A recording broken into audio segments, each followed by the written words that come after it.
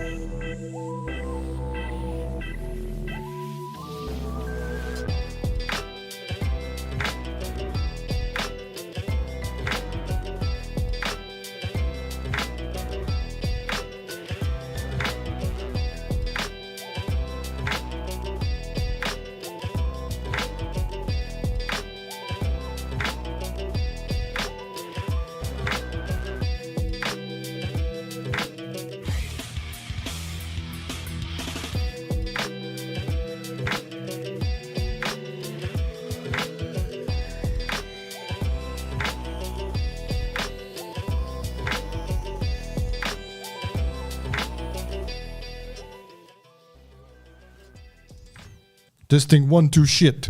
Oh, is this thing on? In 3, 2, 1. Hello, everybody. Hello. Welcome to WoW Wrap Up. What is this? 6? Wow, really? I think it is, yeah. Yeah. 6th episode, we're closing in on the second month. Well, it's a good thing we have stuff to talk about. Because if we didn't, then we would make shit up like World of Warcraft 3. Like, enhancement doesn't really need it anymore. But welcome, everybody. We have to do the same old. Make sure the sound is right. So let us know in the chat if you see any delays with the voices. Say some so they can watch. Yeah, so if you are wondering, Marcelian did smoke all of the cigarettes left in Romania tonight. I'm a little bit raspy today. Something's going on with I'm a his little voice. bit raspy, sorry. But we see the Twitch gang. I was gonna say Twitch gang really fast, but it didn't work out. Not even if I tried slower. And YouTube, hello YouTube, welcome guys. How is the sound? How's the voice? Are we synced? Can you confirm the sound is okay-ish? Ish is what we're going for. It's a good thing I started recording it. Hey, right on always cue, good. baby. It's desynced. Is it? Is it? We'll only We need- do a zoom on Zoom. One of us do a zoom on one of us. I am so tired. Is it still desynced right about now? This is a much better zoom. Well, there's gonna be a small delay, but is it really disturbing? Like when we had the first episode. Twitch says yes. Okay. Well, let's get to it then. All right. Fun stuff. Put that shit in. Make sure you check. Didn't you change it at your place though? No, I never change it. I never address it. My place is fine. Too many goddamn cables. Sometimes the laser's gonna happen. Very disturbing. I know they didn't touch Rogue Sanix as much as you wanted to with consent, but I mean, rogues are fine, man. if you don't No. get the talent point, they get talent. Rogues will be fine. I'm sure. All right, say some. I'm talking right now. Can you see the big delays? Yeah, the sound is a little bit faster than the. All right, let's do the. Wait a minute, no, wait a second. I mean, It's on point. Check it out. Check that out. let me check it out. I'm looking. This is weird. Hey, what's up? No, it's delayed. See, All right. your eyes are fooling you. It's fine. Go on your shit because your Yeah, you might. delay Yes. was at 400 ms or something. Yes, it's 400 ms. Okay, put it at 600. Doing a little bit of testing to adjust everything for your leisure. Let's check it out. 1, 2, 3, 4, 5. No, I cannot trust you. I think it's good. Give me. Shut up, man. You said it was good the last time. It's perfect. I can see it. Yes. What do you have with your nose, Michael Jackson? Huh? Does your nose fall off? All right. So we're good. This is so weird. the echoes. It's actually kind of nice, to be fair. I don't know. There's something about it. Yeah. Okay. So we'll wrap up episode 6. Flame, Marcelian. Do we have Arja on the problem as well? Yes, Arja is in our chats on both YouTube and Twitch. We very much appreciate your work, Arja. If you have any questions or comments or anything about what we do and say tonight, she's going to, kind of make a list of people saying this, and we're going to answer them at the end of the stream so that we can, stay on topic, go through all of the subjects real quick, and then at the end we can even do some Q&A. So if you have like any questions about us, maybe we'll disclose the OnlyFans today. Well, stay tuned and we'll see. Not OnlyFans, only tanks. Arja is basically Only sort of like a feet. community manager at this point. All right, so kicking it off, we do have a lot of tuning to go through because yes. the build that we had this week was shit in terms of actual testing. Or It's so nice of him to call it build. yeah, Because it was mostly like destroyed, not a build. It didn't. You couldn't create characters. You couldn't you crashed all the times. The yak caused a lot of crashing. So we people who went on the beta know. Yeah, but we know. we did have like a huge blue post with lots of tuning and changes. Now there's also the shaman stuff in there. We're not going to go through the shaman stuff because you want to catch that tomorrow on the stream. Yes, we're going to go with elemental tomorrow. Hopefully the servers are going to be a little bit more stable, and we went through enhancement today, which we have a VOD on there as well. But there's too much on shaman to go through, and I feel like everybody and their mama is going to cover shaman anyway, so might as well go into all of the other stuff that's most likely going to get overlooked. Yeah. So let's just start it off because there's a lot to go through. So obviously we have the Death Knight tuning here, and we're going to start it off with the hero talents. Rider of the Apocalypse, which was our favorite when we first saw it. Still is. It still is, yes, but there's more favorites than one, okay? All of them are favorites, by the way. Okay, so a Feast of Souls no longer has a chance to refund a rune. I think that's fine. At some point, sometimes during the rotation, I felt like I was like a little bit overwhelmed with resources, even on Riders. So I think this is fine. I don't see this as a problem. Damage from runic power abilities, however, is increased by 30% while 2 or more horsemen are active. This was 20%. Now this is interesting because we have to get to Sand Lane as well. But I feel in terms of like performance, everybody knows Sand Lane was the thing to go for. Okay, Rider was really cool because you finally would get movement speed and long ass undead pony, right? So these kind of, I think these are meant to like be read together. So we're gonna go through Sand Lane as well. All right. Yeah. Okay. The Sand Lane is for Unholy and Blood. So the Blood is life accumulator, deals reduced damage beyond 8 targets. This is already telling. The Blood is life accumulator, can no longer critically strike. Corrupted Blood ability of the Blood Beast deals reduced damage beyond 8 targets. Now this one, Essence of the Blood Queen, haste granted per stack reduced to 1%, was 1.5%. And let me tell you, this one, this one basically made you feel like, what is haste? Like I was actually surprised that they kept it at 10.5% or is 11.5%? It was a lot. It was a lot. 10.5. And you basically it felt a little bit broken. I mean, not a lot of people would a little bit much. Yeah. Would say this, but it was a bit too much. Yeah. Also, Vampiric Strike, right? This is like the main damage ability you get from Sand Lane, right? So now it heals for 1%/2% of your maximum health. This is 1% for Unholy, I believe, and 2% for Blood. Maximum health for Blood and Unholy, was 3% and 5%. Yeah, this is the tooltip. Yeah, but this is the same for both, no? For both specs. No, it's 1% for Unholy. 1% for Blood. 1% for Blood, 2% for Unholy. Oh, okay. So the other way around. Yeah, but it was bigger. It was 3% because you remember you were hitting those death strikes in M+, and you felt, some big ass death strikes. This was Was this part of it? The overall healing, not the death strike. The overall healing, because when you look at the breakdown of healing for not Blood Decay, but when you look at Unholy, sure you see big death strikes, but the overall healing, this contributed to Unholy it. is like, that's fine. It's more of a, neither here nor there, but for Blood it was a big problem because it was too much of a healing source for a tank that relies on healing. And it being 1% is still pretty strong because 1% of your HP as a blood decay, you have a lot of HP. It's still still going to be a lot of healing, but it won't, because I actually deliberately went into a pack and not pressed Death Strike once, and I survived for way longer than I should have. That's what I'm saying. For not actually healing. Even with that, for Unholy, it's kind of the same situation. Didn't really die as often. I mean, if it was a huge, big ass hit, of course, but you would have bigger sustain due to this as Unholy as well. So Makes I mean, sense. if you look like at the breakdown of heals on Unholy, you would see that over there. But also, Vampiric Strike damage is reduced by 15%.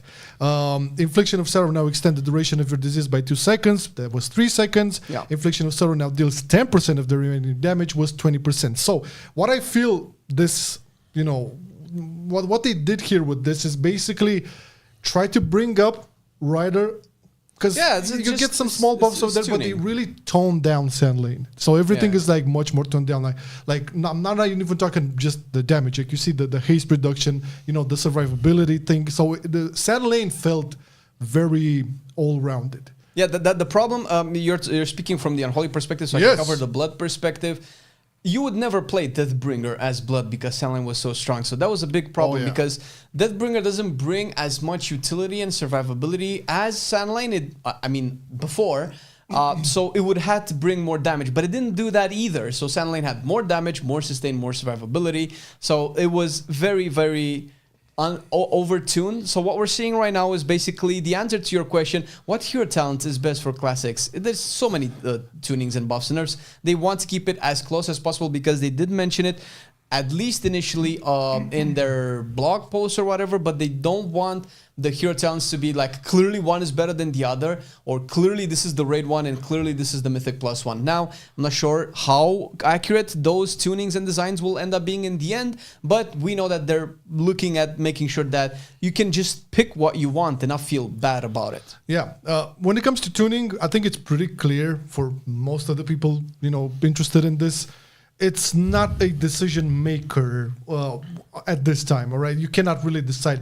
Obviously, everybody was playing as Unholy now. Everybody was playing Sand Lane because it had everything going for it. Rider was pretty cool thematically because you had the Horseman, you had the charge, it was beautiful, but Sand Lane was just like...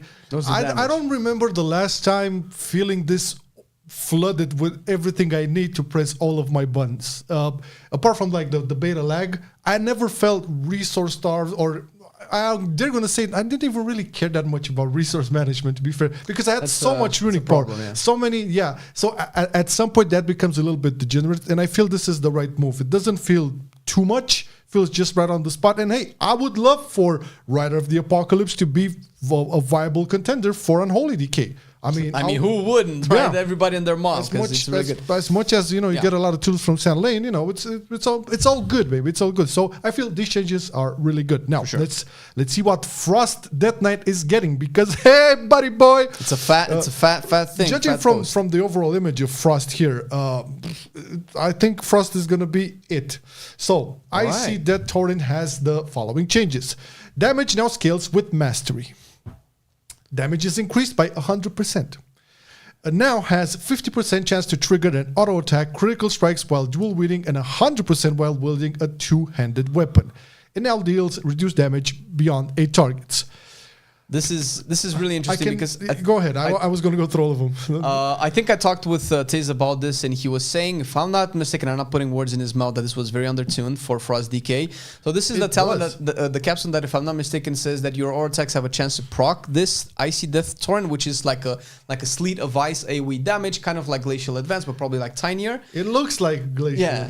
And now the fact that it scales with Mastery is pretty big, because you're going to be going Haste Mastery or something like that, and it's basically the same stats as Unholy, because you would go Haste Crit, if I'm not mistaken, for Frost. Normally on Frost you would go Crit Mastery. Or Crit Mastery, yeah. So I think it could be still Crit Mastery, but then again, you have all of the chances here, like increased to like... okay, they're going to reduce the damage beyond a target. It was expected, because after this, it'll probably proc a lot more. But it's not only that, like the whole package here for Frost. So Pillar of Frost strength increased to 30%. That was 25%. Enduring strength increased to 20%. That was 15%. What else? Long Winter now extends Pillar of Frost by 2 seconds up to a maximum of 6 seconds. Shattering Blade now increases Frost Strike damage by 125%. It was 100%. Shattered Frost now causes Frost Strike to deal 65% of its damage to nearby enemies. It was 50%. Hyperexia's chance to trigger has been increased to 35 and deals 45% additional damage with 30. Rise, Rage of the Frozen Champion's runic power generated from Howling Blast reduced to 6. That was it. That's fine. And Smothering of all fans now increases auto attack damage by 10% with 6%. So if you look at this is basically holy shit. We need more people to play Frost Death Knight. Yes, because I feel like everybody went down holy route, like understandably so. But all across the board, Frost is getting buffs, and I think it's gonna be a beast to reckon with. We haven't it's great. tested, It's great because we've had 2 extra capstones and talents leading into them that kind of slightly change how you build your Frost Death Knight and what you can expect from your damage profile. I've seen Frost DKs actually play Obliteration without the Obliteration capstone and take some of these new stuff and doing quite a lot of damage, and that is very great to see because all of the stuff that Frost has received was pretty much undertuned. But this is essentially what I was kind of hoping for on Unholy DK, like just have more options, more things, and more pathways to stuff. And even though Unholy is still more interesting than Frost, I feel like Frost just has more stuff to play with. It definitely does. But you mentioned Unholy, and I think we're getting there. I think it was pretty clear that most of the people who like try to test DK on beta, they either tried Blood or Unholy, not that much on Frost. Yeah. Okay, but that doesn't mean Frost didn't do damage. We saw Frost could deliver damage. Okay, but Unholy is getting tuned down a bit. We'll have to, say it. Unholy was doing really good. I mean, I've played it just recently, and I'm playing Unholy once every 6 months, so I'm not that great. Okay, I'm very rusty, but I'm fucking destroying shit, man. That was not real. But we can expect this pretty much. Yeah, I was a little bit surprised because let's get real. Unholy DK was not ever, at least in Dragonflight, not ever a super spec. It depend, it was super dependent on PI, even now and in the past as well. But it never was a powerhouse. If you don't get PI as Unholy DK, you're not. That's underselling it. In season 1, it was one of the worst performing, if I recall, melee spec in Mythic Plus, and in Raids was one of the best performing if you got PI. All of the stacks, all of the little stars and planets aligned in this one which was a problem, and it still is a problem. But and this is why I felt a little bit surprised seeing some nerfs here for Unholy, but I don't know exactly where they want to keep everybody in line, but we'll see. So, Clawing Shadows damage is reduced by 15%. Raised Dead Ghoul damage reduced by 10%. This is your pet, basically. Score Strike damage reduced by 15%. Death Quail damage reduced by 15%. Magnus of the Dead damage reduced by 15%. Apocalypse Ghoul damage reduced by 15%. So it's a lot of 15%. Epidemic is reduced by 15%. And Festering Wound damage reduced by 15%. It doesn't sound like a lot, but these are basically all your. This is how your details looks. I do want to add something to Unholy, since I did play it last week with you guys on stream when we did Mythic Plus, and one thing that I noticed is, and it probably ties a lot to its high tuning, was that I didn't need the pack to last a long time to deal damage, and that felt great. It felt like I had way too much damage, but at the same time, it felt really nice to not have to rely on tanks keeping stuff into Death and Decay all the time, in having big, long-lasting pulls, and Fire Mage not bursting everything down. So if one thing, I don't mind being tuned down, but I would have loved to see maybe the cooldowns being tuned down a little bit and leaving stuff like Clawing Shadows, Score Strike, Death Quail, stuff like that to still do a little bit more damage, so you're not that reliant on the ramp and all the cooldowns and everything just aligning properly. Yeah, well, to be fair, this was kind of always the thing for Unholies. You basically have to get your engine started quite for a while until you get the damage rolling. But I felt in the War Within testing, it wasn't as bad as in Dragonflight. I mean, you would get it faster. That's what I'm saying. That's what I mean. For me, that was due to Sand Lane. It felt like everything was just there. It felt like, I didn't need to make more wounds. I didn't wait to generate more runic power. It was just there all the time. Yeah, I played Rider and it felt the same. It felt like I didn't need to wait for a long time. And it felt great because this was a problem with Balance Druid, for instance, because funnily enough, we mained these two specs at the same time in 10.2 and we both had these issues going against at the beginning. You were Unholy before you swapped to Disc. Right. So we were like doing the dungeon with our boy Moki that was on red, and he would just melt stuff before we started going. And I remember. I just want to do some damage, man. I don't want to have to read 10 books before my thing starts popping off. So I was kind of happy that Unholy kind of bridged that gap a little bit, and we're seeing tune it down. I hope that they keep the tuning knobs on it active so that they buff a little bit some of that more upfront damage. Unfortunately, we cannot really test too much because this build is pretty much untestable. We're just gonna speculate more like Dreamcraft and such. All right, let's move on to the Druid because we have hero talents here. All right. You're much more in tune with this, but we'll see here. So, Elun's Chosen, this is for Balance and Guardian. Boundless Moonlight damage increased by 25%. Minor Moon damage increased by 110%. Minor Moon seems like one of those things that were just severely undertuned or whatever, because when you see above like 110%, they're like little trickles of damage. They do kind of nothing. So 110% is about right. Okay. It's not a big source of your damage. Okay. Lunar Calling increases Starfire damage by 65%, was 40%. Lunar Insight increases Moonfire damage by 20%, was 10%. Atmospheric Exposure increases damage taken by 6%, was 4%. Oh, this is like a curse. Interesting. This is probably mostly aimed at Balanced Druid from what I can read, because as far as Guardian is, because that's the one that I played a little bit more, Elun's Chosen was the one that gave you more damage than Druid the Claw, at least, up front. And having this buff and not seeing Druid the Claw also addressed kind of makes me feel, okay, they're probably just Balanced Druid tuning, and probably they're keeping the hero talents in check with Keeper of the Grove. Yeah, okay. Keeper of the Grove, you say? Oh. Balance Restoration. Boundless Bloom causes your trance to generate 7 astral power every 2 seconds. Was 6 astral power. Well, this is not very exciting. It adds up, but once again, this is aimed at balance. So. All right, let's check out Wildstalker. This is for Feral and Resto. So, Thriving Growth causes Bloodseeker vines to grow 15% less frequently. This is a nerf, I believe. Vigorous Creepers increases damage done to targets afflicted by Bloodseeker vines by 5%, was 6%, another nerf. Was this needed? Bursting growth damage reduced by 15%. Okay, let's see the note. Please note that the entirety of this change will be applied. We have that across the entire tree. Okay, it's fine. Yeah. Well, so these are nerfs for Wildstalker. Was this necessary? On Feral, once again, it's on Feral. Wildstalker was gonna. No, I've seen RG on her Druid doing some crazy damage. No, that's like a totally separate thing. Okay, that's not just asking. On Feral, Wildstalker was doing a little bit better than Druid of the Claw. I mean, I was performing better with Wildstalker than Druid of the Claw. It's super passive and it just lets you do Feral-y things. And it makes sense that it's a little bit nerfed. Once again, it's the same argument that we had for Druid of the Claw with Bear, where Druid of the Claw is just meh. So I would expect some buffs next week, maybe. Meh. As far as Resto Druid is concerned, Resto is just slapping, but I feel Resto is just baseline tuned differently for the cat abilities, which was something that happened at the beginning of 10.2, if I'm not mistaken, and was tuned down. Yep. So Resto Druids, listen, you might be looking at the damage numbers and you're seeing, oh, I can out DPS the tank and one of the DPSers. That's probably not gonna last. But live your best life right now. Cool. Let's check out Balanced Druid. Oh boy, there's a lot for Balanced Druids here, man. Maybe you'll get excited. Who knows? I read them. All right.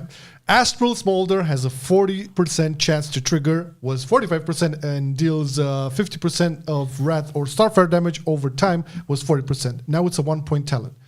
Whenever I see 1-point talent, I'm happy. This is that was a 2-pointer talent. This was supposed to activate a passive when you have 3 dots. This was the 3rd dot, so the proc chance being lowered is probably to tune the fact that you're only going to put 1 point in it, and it probably will be factored into your overall uptime because you kind of want to have as much uptime of this as possible, and probably they compensate the lower uptime with more damage, which is something that's weird because you never really took this for the damage, but Okay, moving on. Stellar Flare damage increased by 10%, while Surges increases Wrath and Starfire critical strike by 10%, was 12%, small nerf there. Yeah. Stellar Amplification damage bonus increased to 20%, was 12%.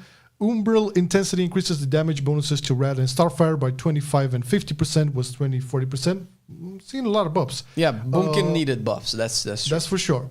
Umbral's Embrace damage bonus reduced to 75%, was 100%. Small nerf. Umbral Inspiration duration increased to 6 seconds, was 5 seconds, and damage bonus increased by 30%, was 20%. Touch the Cosmos chance to trigger from Wrath increased by to 12%, was 8%, and chance to trigger from Starfire increased to 15%, was 10%. I'm liking this. This is basically just bumping it up. And just little tuning knobs. Astral Communion now grants 20 astral power on entering Eclipse, was 12. Elune's Guidance reduces the astral power cost of Star Surge by 10, was 8, and Starfall by 12, it was 10. Power of Goldrin damage reduced by 10%. Why?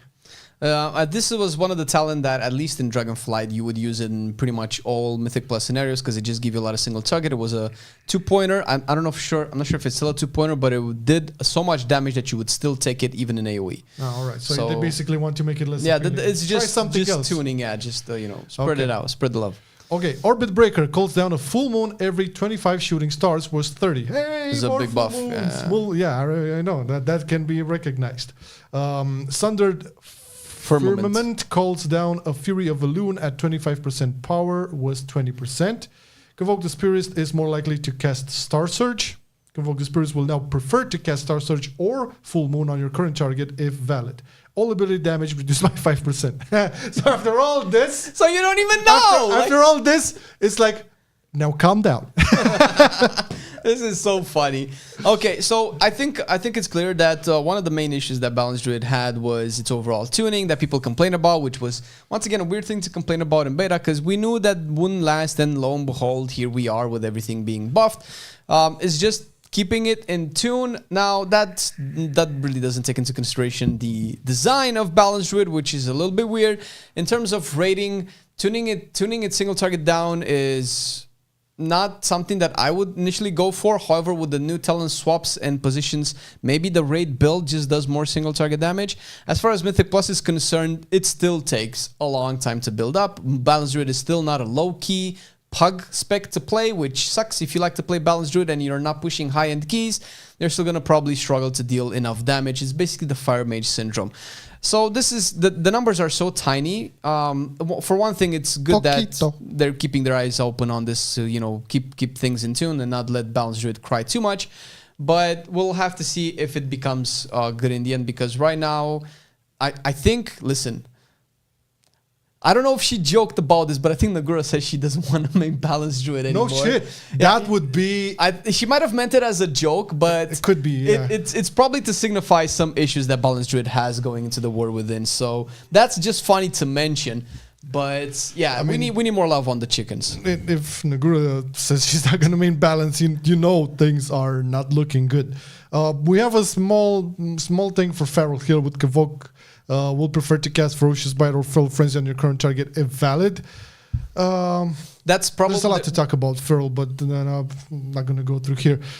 I'm just saying, as much as I love biting on Feral, I don't really like the fact that they're focusing. It feels like they're focusing again a lot more on bite than on bleeds. Yeah, that's weird, because that feels like, listen, at the end of the day, it's whatever. As long as it works and deals damage and it's fun, nobody really cares. But the fact that they're focused a lot more on bites feels like a little bit of a disconnect. And I think we've said this maybe on our melee tier list, where because they took away, so you know how in AoE you would have spamming Primal Wrath to deal bleed damage, because if the target had rip, you'd do more damage. Yep. They took that away. You don't have that anymore. That's stupid. You're just keeping rip up, and now you have one of the coolest changes they did in Dragonflight. I know, and the fact that you had that and Rampant Ferocity to bite and Primal Wrath do AoE. So which one do you want? Bite does more funnel damage. Primal Wrath does more AoE damage. So having that option and that binary approach to your AoE damage profile felt like a nice choice, and felt like it rewarded you for knowing your targets, knowing your damage, knowing your pull.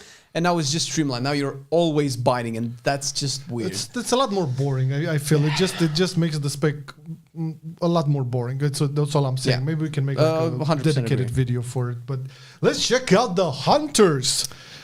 Hunters are eating. Yes, big time. So Hunter, Implosive Trap cooldown reduced to 1 minute. It was 1.5 minutes.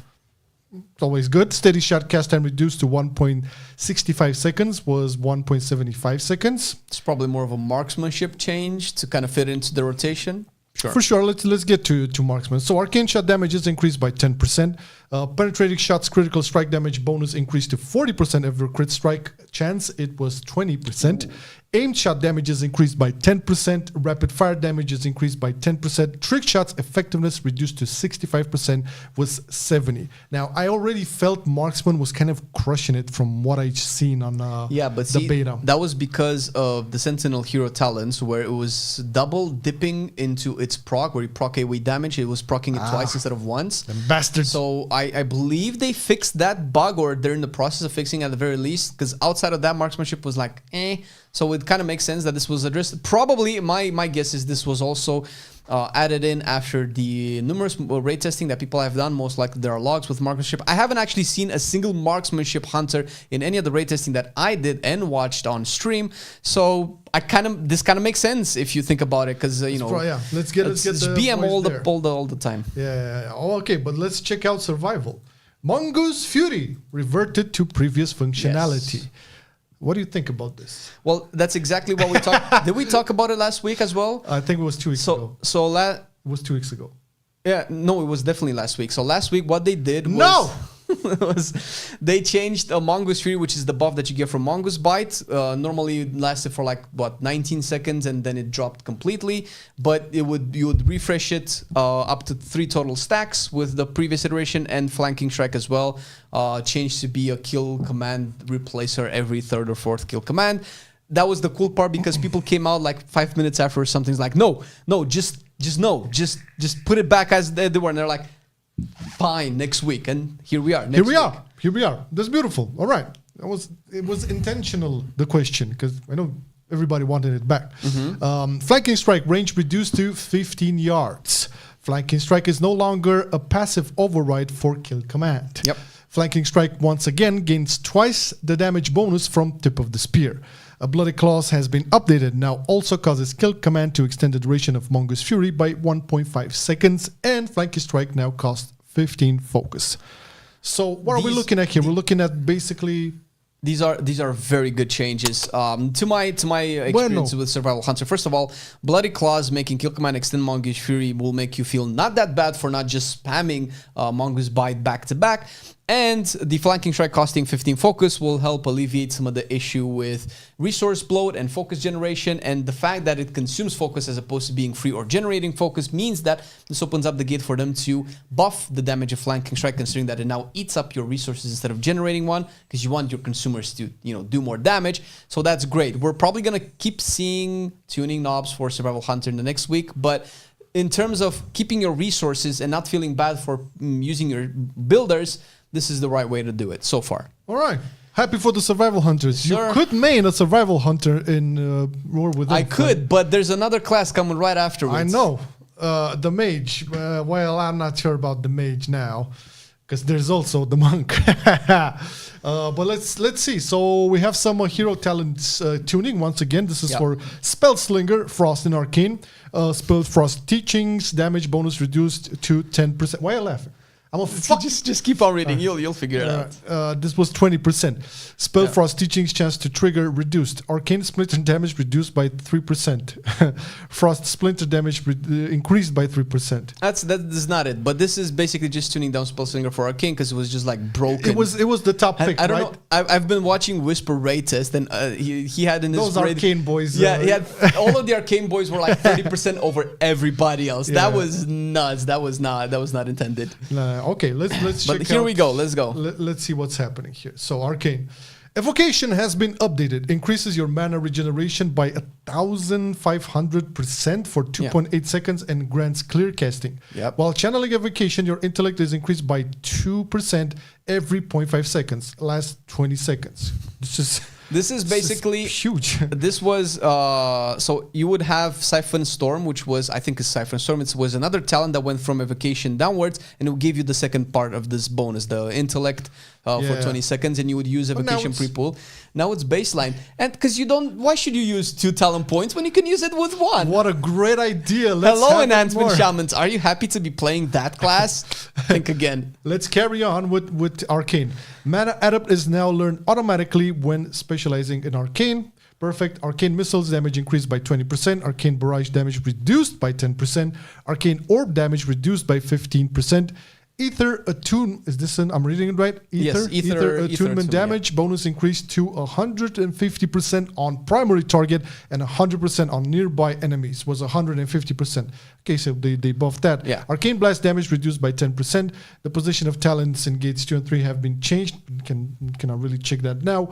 And the following talents have been removed: Chrono Shift, Crackling Energy, Siphon Storm. Now I understand the Siphon Storm, and improved Arcane Missiles. So so they removed a bunch of fluff and They just basically made put it everything better. into it. Wow.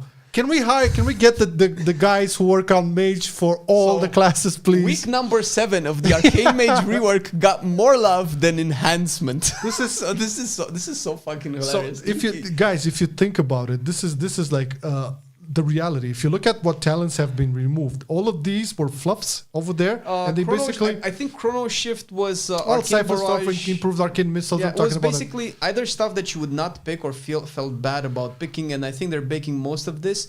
Yeah, it's baked in abilities. It's either like tuning the abilities and get the effect of those fluffs into that ability, or just baking it somehow into an actual talent. It's just good. It's I This don't is know how you do it.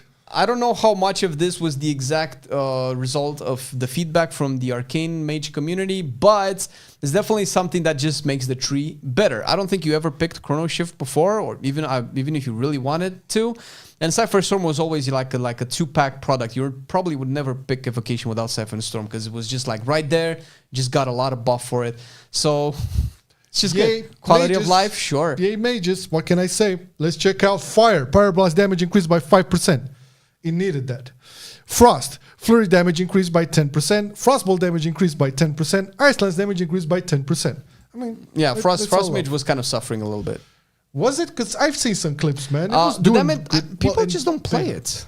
I guess they don't play it, but I've seen in dungeons. I've seen some good things. Well, to be fair, this is mostly single target. So in dungeons, was doing pretty well. All right, not too many updates on the monk, sadly, my friend. So you only have a Brewmaster. Elixir of Determination reduced to 50% of recently purified damage. It's fine. It was healing for quite a bit. But the big news came from the Paladins, Paladins / Shamans in a way. So Retribution Aura has been removed, as you know. It lasted for an expansion. Yeah. Well, to be fair, did we have it in Sepulchre though? No. It was with the rework. Of the Red Paladin. So, but anyways, that has been removed. Now, I won't have ever called that an essential raid buff. It was nice to have. Yeah. But I don't think that was like a make or break deal for bringing on a Paladin or not. You know what's funny? Just before they released this post, or probably just as they released this post, I think I was watching Max talk about the Shamans getting a raid buff, and he was saying, but now Reds have 2 raid buffs. Not anymore. Because the thing is, with Red Aura, you would probably want 2 Paladins in your raid. You'd probably want a Devotion Aura and a Red Aura, right? So you'd have to take Paladins twice for that. You can argue the fact that Devotion Aura was always the much more preferred one. I mean, you could skip a red. You could skip a red, but you would definitely... But you would gain more for picking a red instead of like a second warrior or a demon hunter or a hunter, right? So that's the thing. Or even one shaman, or even a non-enhancement shaman. Well, let's see what they're saying here. So as part of our process of examining raid buffs, apparently there's a process of examining raid buffs. Yeah, we've come to the decision to remove Retribution Aura in order to reduce restrictions on group compositions.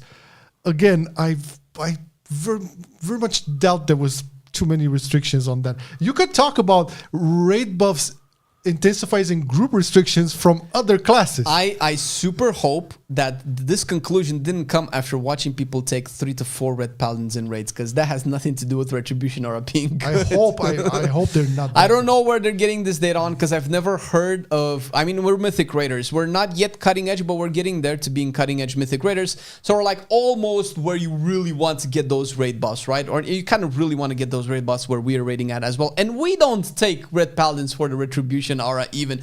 So I don't know who this change. Good damage. I don't know who this change was made for, man. It feels like it was made only for, like, the top players as well, which takes away from the average red enjoyers. Yeah, we get back to the same old. We believe that the utility options additional paladins are able to bring is sufficiently valuable without becoming oppressive. Sure, we've been through this a million times back and forth. I'm not going to.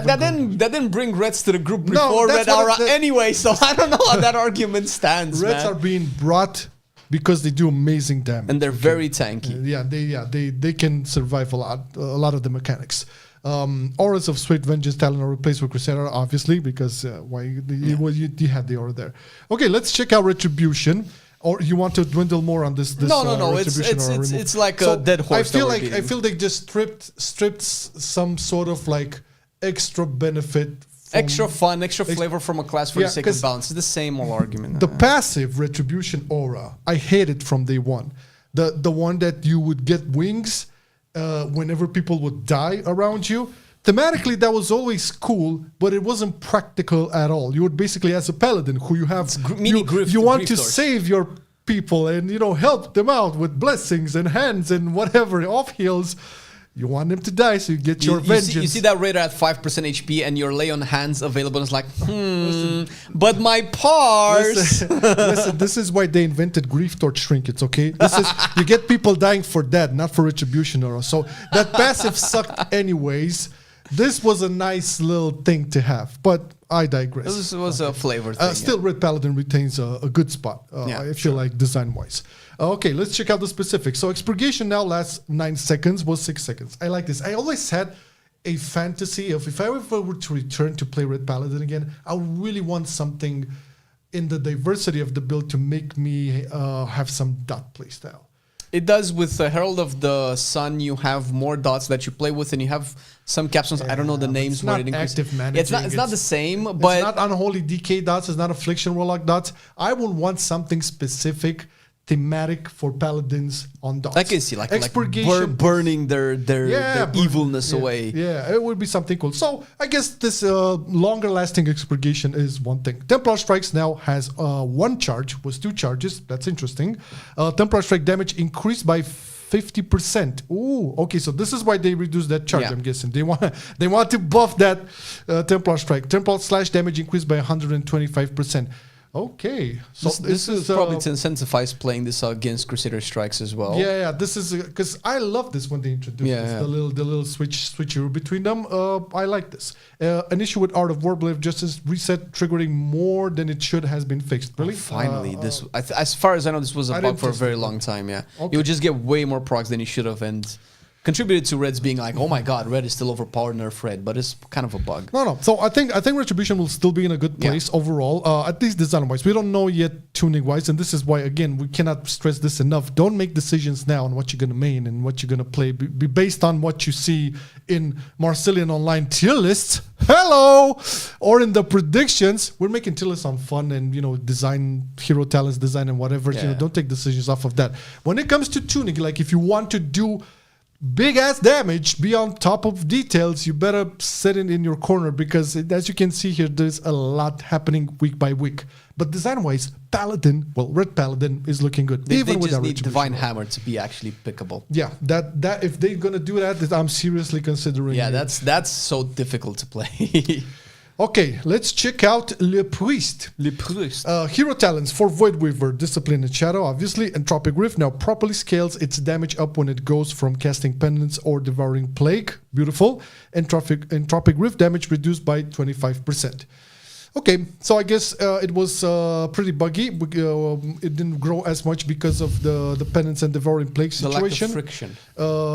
But now it should be a lot better, so they had to nerf it. I feel Void Weaver is the go-to hero talent for... I don't know about Shadow, but Discipline, get the fuck out. Oh my god, no, it's was beautiful. So fun. And it's very efficient too. It's very good. Like when I killed you guys apart from like the obvious one shots, it's really good. It's really efficient. Like the damage, and you have it like almost all the time. It's incredible. Every 20 seconds or so. Yeah, it's ridiculous, man. It's like, so like fun. at the beginning, I wasn't even like used to it. It's like, oh, it's again ready. It's like, what? That was exactly my experience playing it. And it was like, Mind Blast activates this whole thing, and it's like a 15 to 20 second cooldown ability. Sign me up. This is exactly what people want, man. Just, it's fun. Let me just do it more often. It doesn't do broken damage. It doesn't change the game. No, but it has to do really good damage in order for your whole like shtick as a discipline priest to heal. So regardless if you like do a lot of damage on details, you have to do a lot of damage. And if anything, for attunement. If the damage is too high, they can tune it and they just increase the effectiveness that it has with atonement, so that you still transfer a lot of healing, because that's the main concern. But the fact that you can just engage with that void style rotation so often and change your place, like, I'm doing the black hole again. That is so cool, man. And it sounds very interesting, black hole. Yeah. Now we're not going to talk about shamans, because we did say that we're going to get, Flame is going to get into details. No, elemental. Dude, elemental should be good, man. I actually cannot wait to test elemental tomorrow, for sure. Yes, elemental and restoration. But like the real analysis and gameplay accompanied with that will be tomorrow on the stream and on Saturday. Sure. So hopefully the beta is working fine. So. But we do have some updates for Warlocks. Okay. I know you're a Warlock aficionado. Yes, sir. So let's see Hellcaller for Destruction and Affliction. Zalan's Cruelty has been redesigned. Shadow damage dealt by your spells and abilities increased by 2%, and your shadow spells gain 10% critical strike chance from all sources. Zalan's Ferocity, I'm going to pronounce it like that. Zalan's Ferocity has been redesigned. Fire damage dealt by your spells and abilities increased by 2%, and your fire spells gain 10% more critical strike chance from all sources. Beautiful. The icons of Zalan's Cruelty and Ferocity have been updated. That's the most important thing. True. What was this Zalan's Cruelty? Do you remember? I think you can read the developer's notes, because I cannot keep track, because I think this was changed about 3 times in the last month. Okay, let's see what the developers had to say. So we've redesigned Zalan's Cruelty and Ferocity for clarity purposes, as it was unclear that Shadow Flame effect should... it was about the Shadow Flame I think thing? it was mostly for tooltip clarity, from what it seems here. Okay, yeah. So it's basically tooltip. I was all getting excited and warmed up, and it's like, but it's all for reading purposes. This is shadow damage. This is fire damage. I mean, don't we have like 12 types of damage right now? It feels like this whole wheel of damage, combinations, and like the spectrum of all of the damage combos that you can have. Holy Strike damage and Volcanic are a thing now. And Vulpera damage as well. Moving on to Demonology. Burn them. That's the burn damage all the way. Burn, Vulperas, burn. Okay, Demonology. Your Felguard now charges its target when using Soul Strike. It didn't? No. The Huntmaster's Gambit has been moved to row 9. This is with moving to the rows shit. Okay, so I cannot really talk on I cannot say too much either. All I know is that it just feels better to build towards all of this stuff. They've just rearranged. One thing that's good that I personally like is Sacrifice Souls being moved to row 5, which was very low into the talent tree, and was always like a shit unloved talent. But now if you can pick it, I think it was next to Implosion or somewhere around those the imps. So it's not that bad, but overall, I think this just makes building Demonology and having access to dog builds and things like that makes it a little bit more straightforward, which is great. I love dogs. I gotta give it. Puppies. All right, let's see. I heard a birdie say about some warrior buffs. Is that true? No. Somebody said Let's see. So let's check out the hero talent. Slayer. This is Fury Arms. Fierce follow through now grants 10% additional damage to your next mortal strike / bloodthirst. Was 15%. Please note that the entirety of this blah blah. Okay, so this is a nerf. This is just a little bit of a tuning. I cannot really speak for it. Slayer has been bugged since day one. I don't think they've even fixed the bugs yet on Slayer, so it's kind of hard to tell where the numbers are. Okay, let's check out arms. Blade Master Stormer now grants 8 seconds of sweeping strikes instead of the full duration. However, this 8 seconds will be added to any existing sweeping strikes and vice versa. So it's additive, like you already have it. Like Demonic for Havoc, yeah, I got it. Okay. Combustion, so similar to other Warrior Torment talents. Okay. So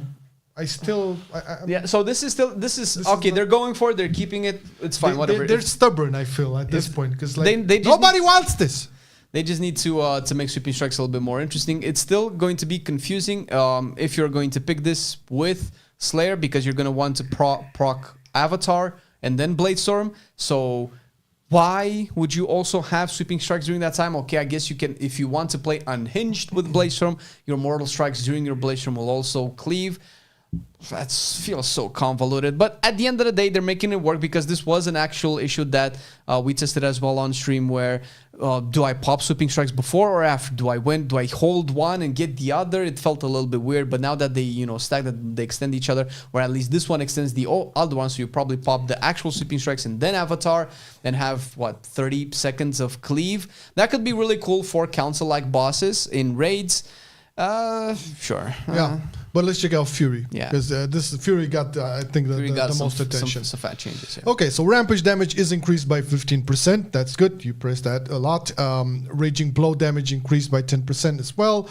Improved Raging Blow's chance for Raging Blow to reset its own cooldown increased to 25%. I like that. It makes it as I always knew Furies. Like, it always has the Raging Blow needed big buffs, yeah. So just, having it there, reset it all the time. Bloodthirst damage reduced by 10%. Interesting.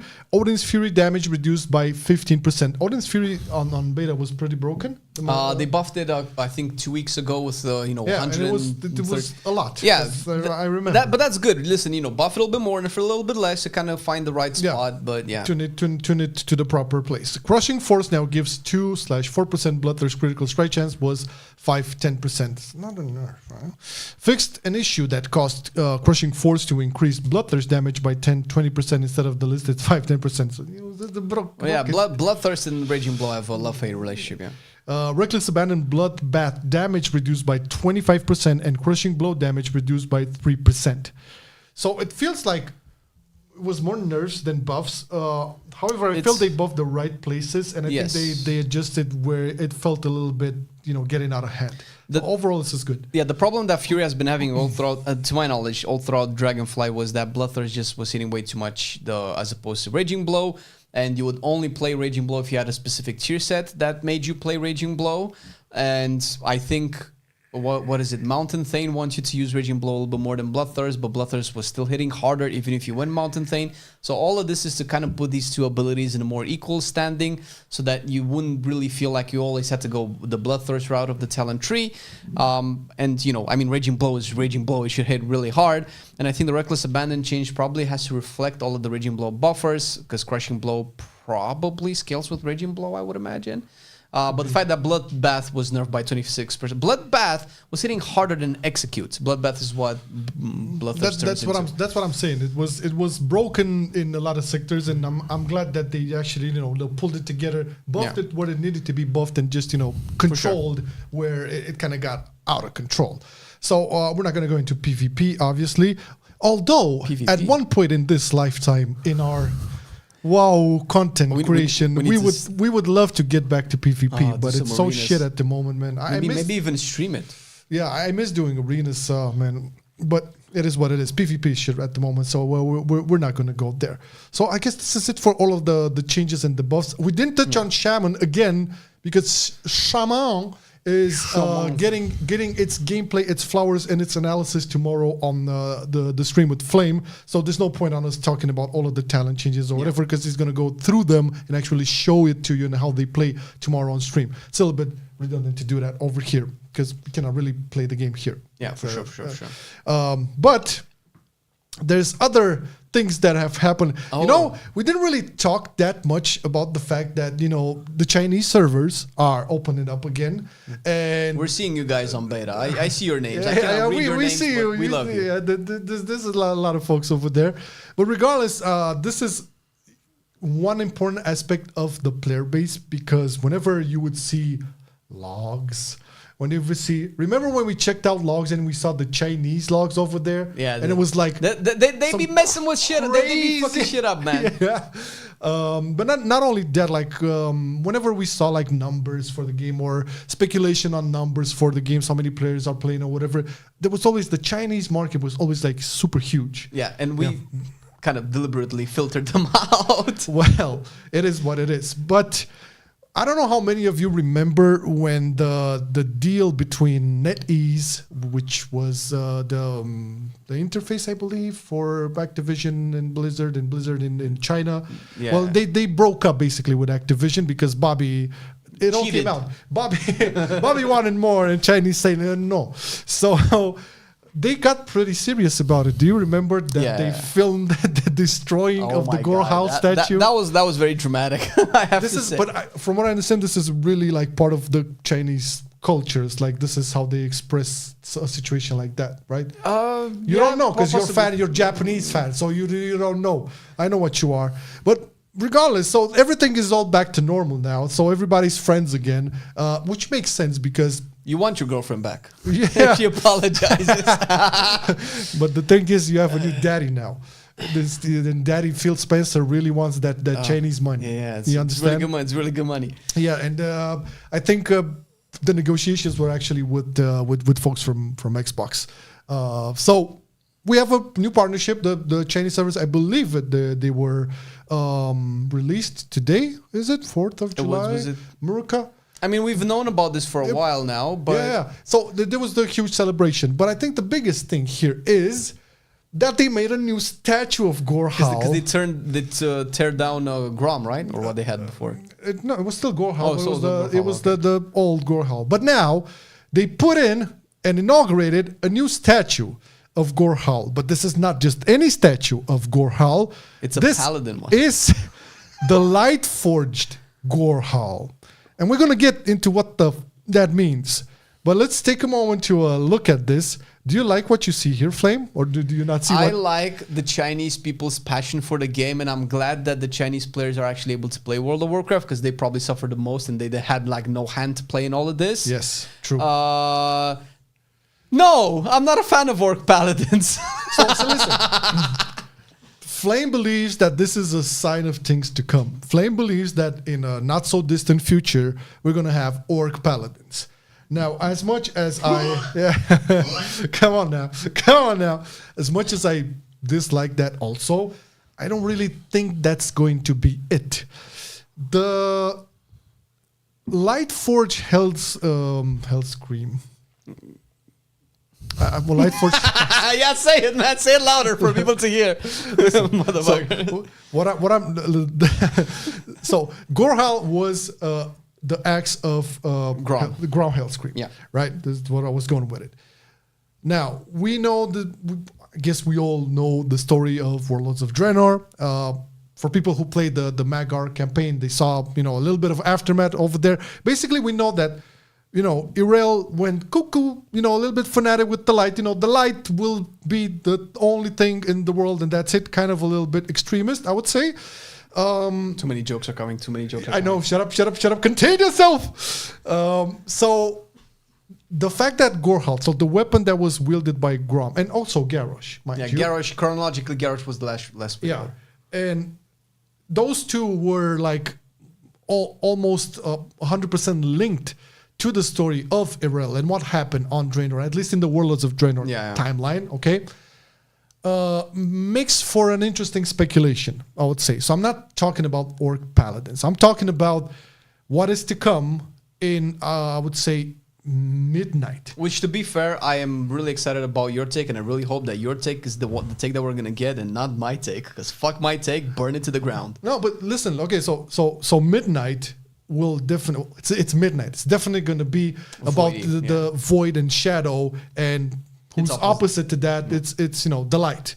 And we were kind of like, well, we were theory crafting a lot, we were fan crafting a lot, we were speculating, hoping we could see something in regards to the light and some more presence within the story. Because like you remember in Shadowlands in Ravendread, we had the whole zone with the light coming piercing through the veils. that was really cool. And there was the story that the light beings kind of like punished all of those dudes from. It was an interesting insight into that. But moving on, so Midnight.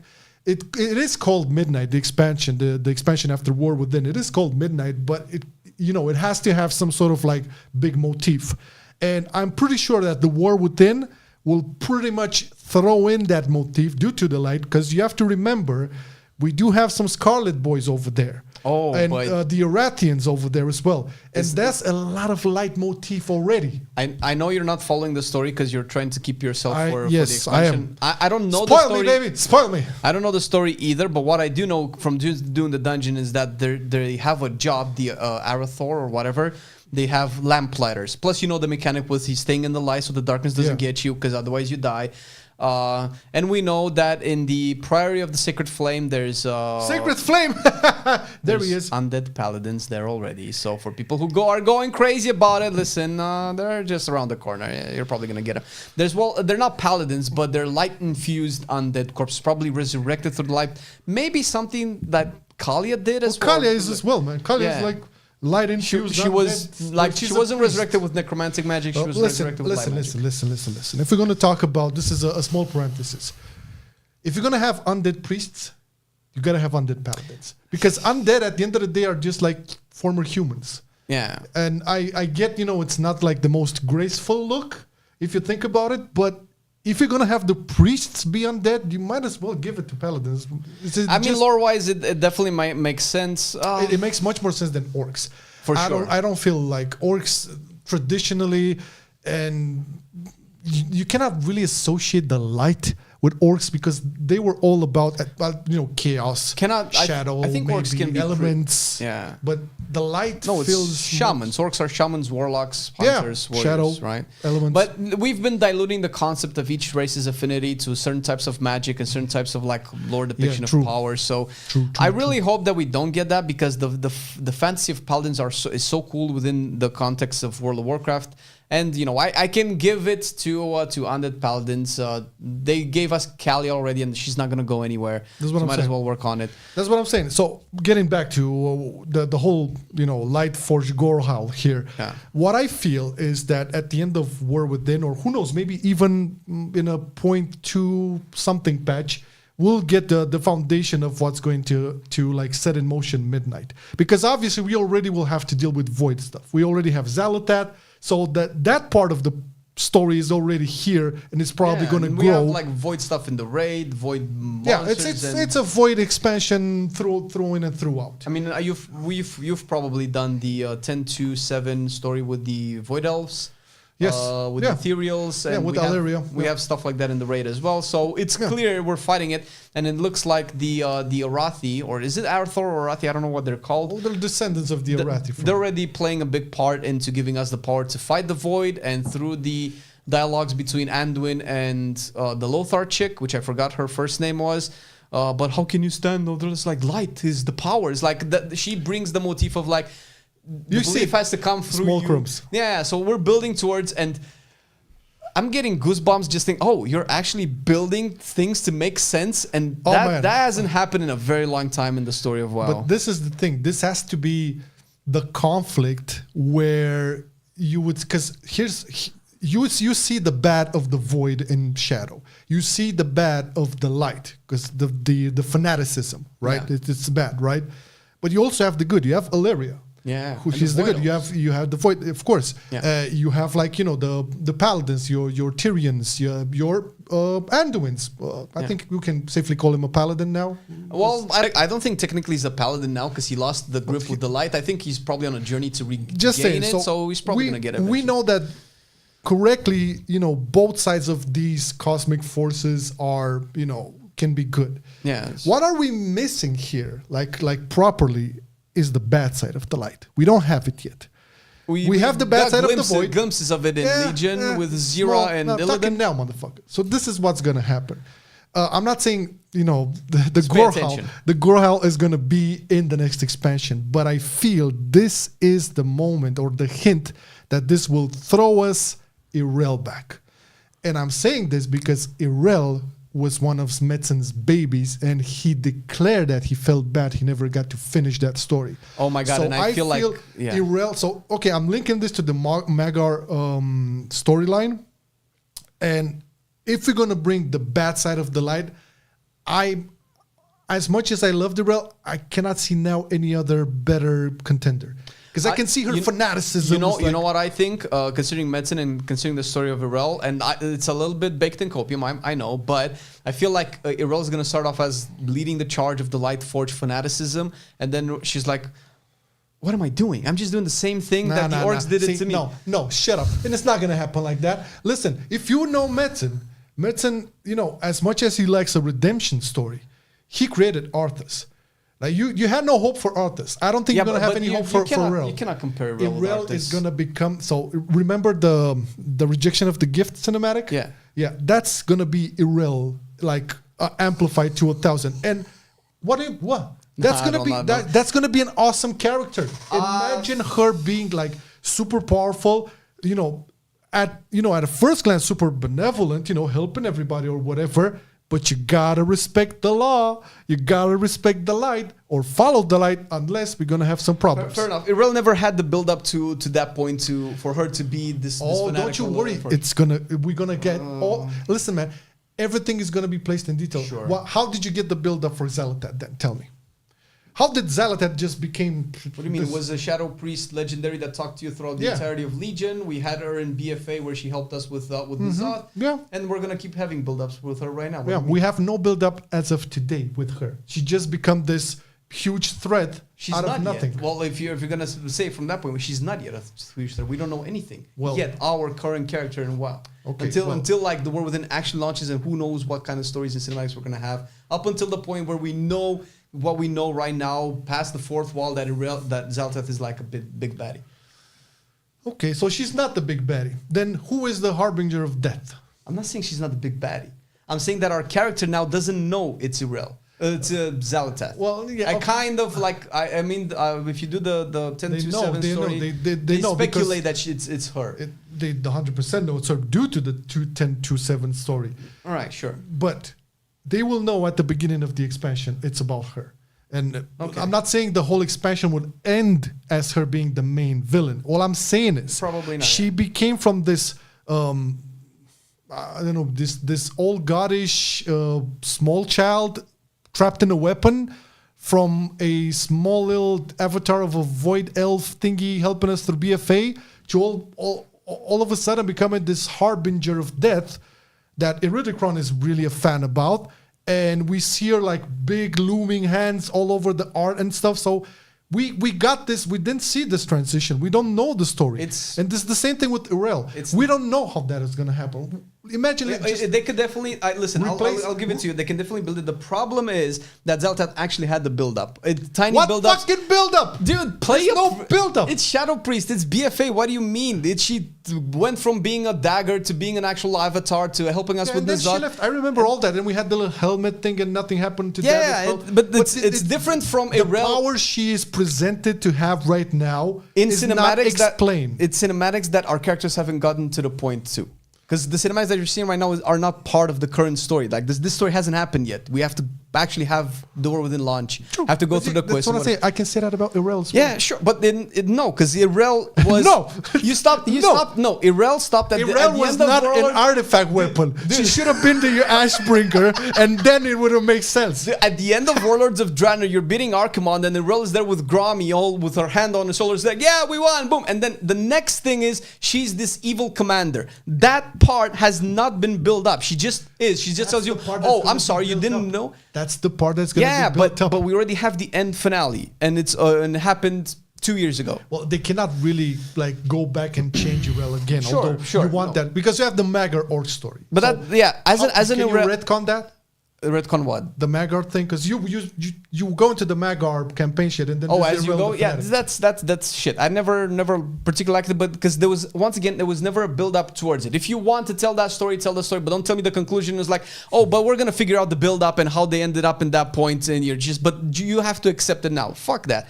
Irel was one of the coolest characters in Warlords of Draenor. Was the reason why I liked playing Alliance, and she had the coolest rise, like the motif of rise, the rise of the hero possible from, what was it? She was an orc slave or whatever, and we rescue her, and she was a red paladin. For me, that was enough. Yeah, she learns from Velen. She takes Velen's sacrifice and his wisdom and goes forward and becomes the leader to her people. And from there, like, oh, she's crazy now and just wants to obliterate everybody. That just kills it for me. Listen, if that's the role that we have, fine. And if they're gonna tell that story, fine. I still don't like the character, the direction that they took it, because it didn't make sense and it felt forced and it felt like Metzen left the team and they're like, oh, let's just, what do we want with the role? Let's just make her crazy. So I think they went that route with her because in Legion it was kind of like the first time they tried to portray the light as, you know, this more extremist faith, let's call it ideology. It was cool when you. It was cool, yeah. Not And that good.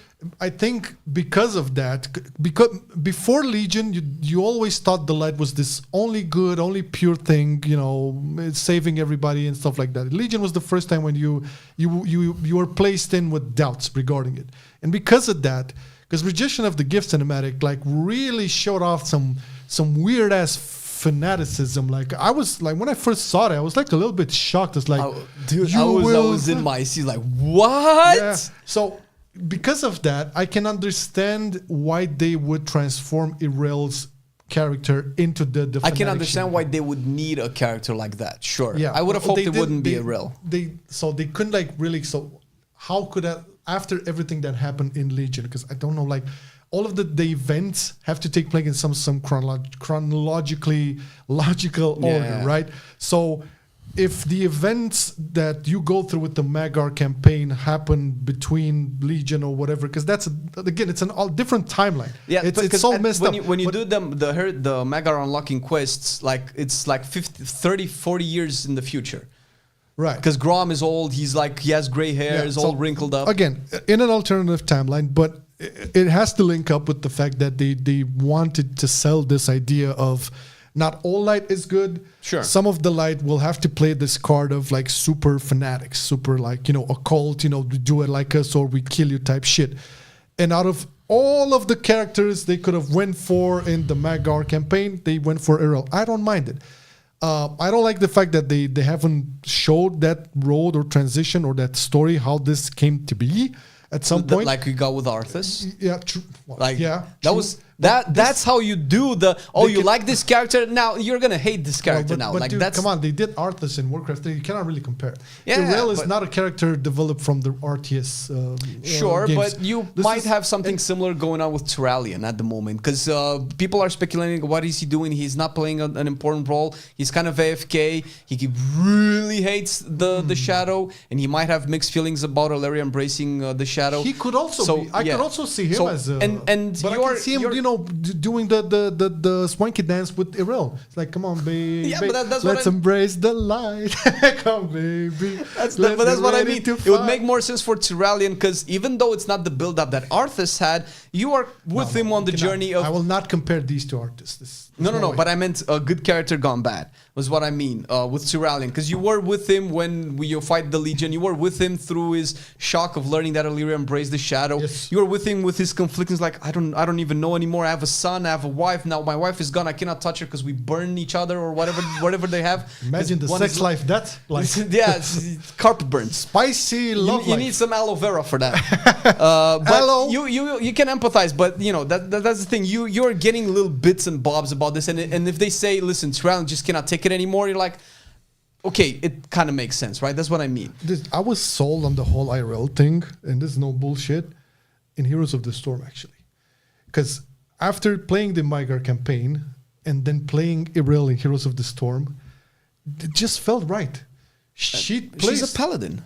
But she's not like your average. She's not Uther paladin. No, she's a little bit red prot paladin. A combination of Templar. what a Templar could have been, but it felt vengeance-y. It felt, again, retribution. Aggressive. Yes, much more aggressive, and you didn't get that from Warlords of Draenor. No, she was.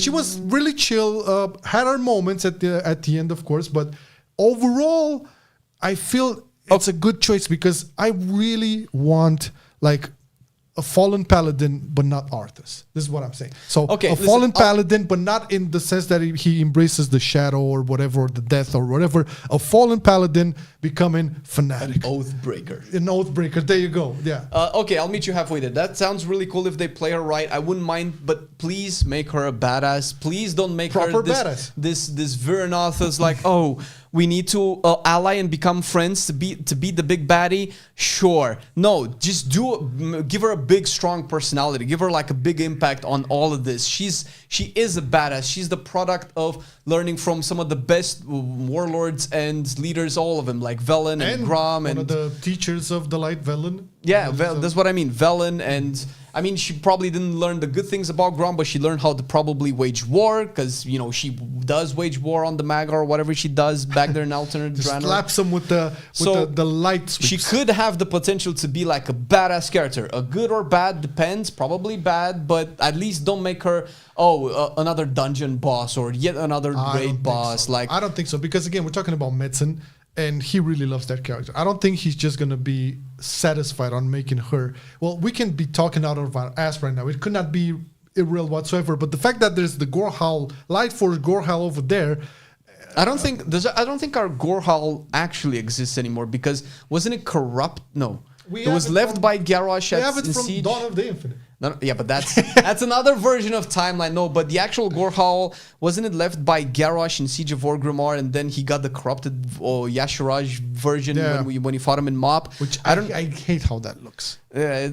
Whatever. But that Gorhal, like, we don't know what happened to that Gorhal. Did it end up in the Karazhan, back in TBC? Like, there's... Like, nobody really knows. It's not like Thrall picked it up, or it's not like an Orc picked it up. No, probably Irel picked it up in that timeline and just, blew into it with some light fanaticism, and there you go. Oh, that is true. No, because up. Grom did fight Thrall in the ground with its Gorhal, and that got left there. I think that might be the one. The cinematic actually shows Gorhal being left in the... what you're saying is that Irel uses that, but I think Garrosh uses that.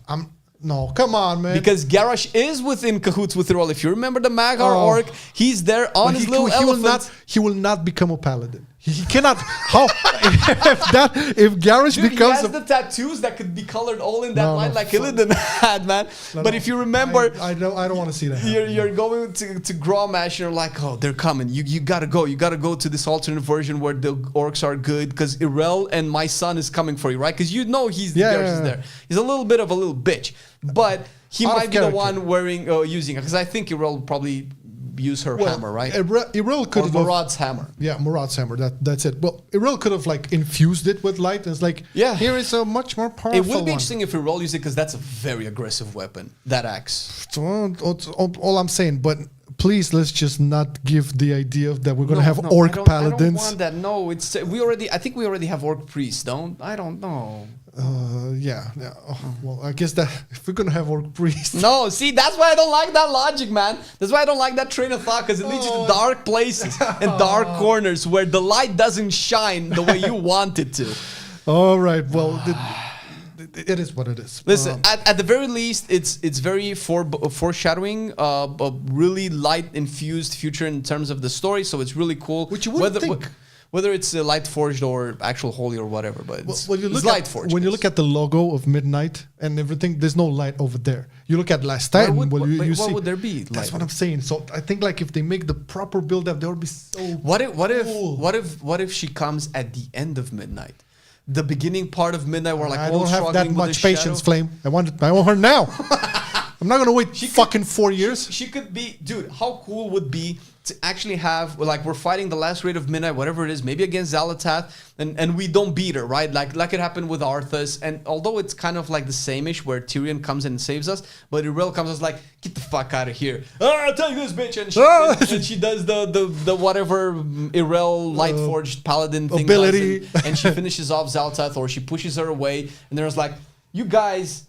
You're nothing. Let's go into the Last Titan or whatever. But where does Iridikron fit in all this? That's a very good question. Iridikron just has a beef with the Titans, so I would be so up for him putting up Xalatath against the Titans just so he can have his revenge, and then he's like a bigger boss. Would it be such a like scheme hard, manipulative, like to actually make Xalatath be against the Titans?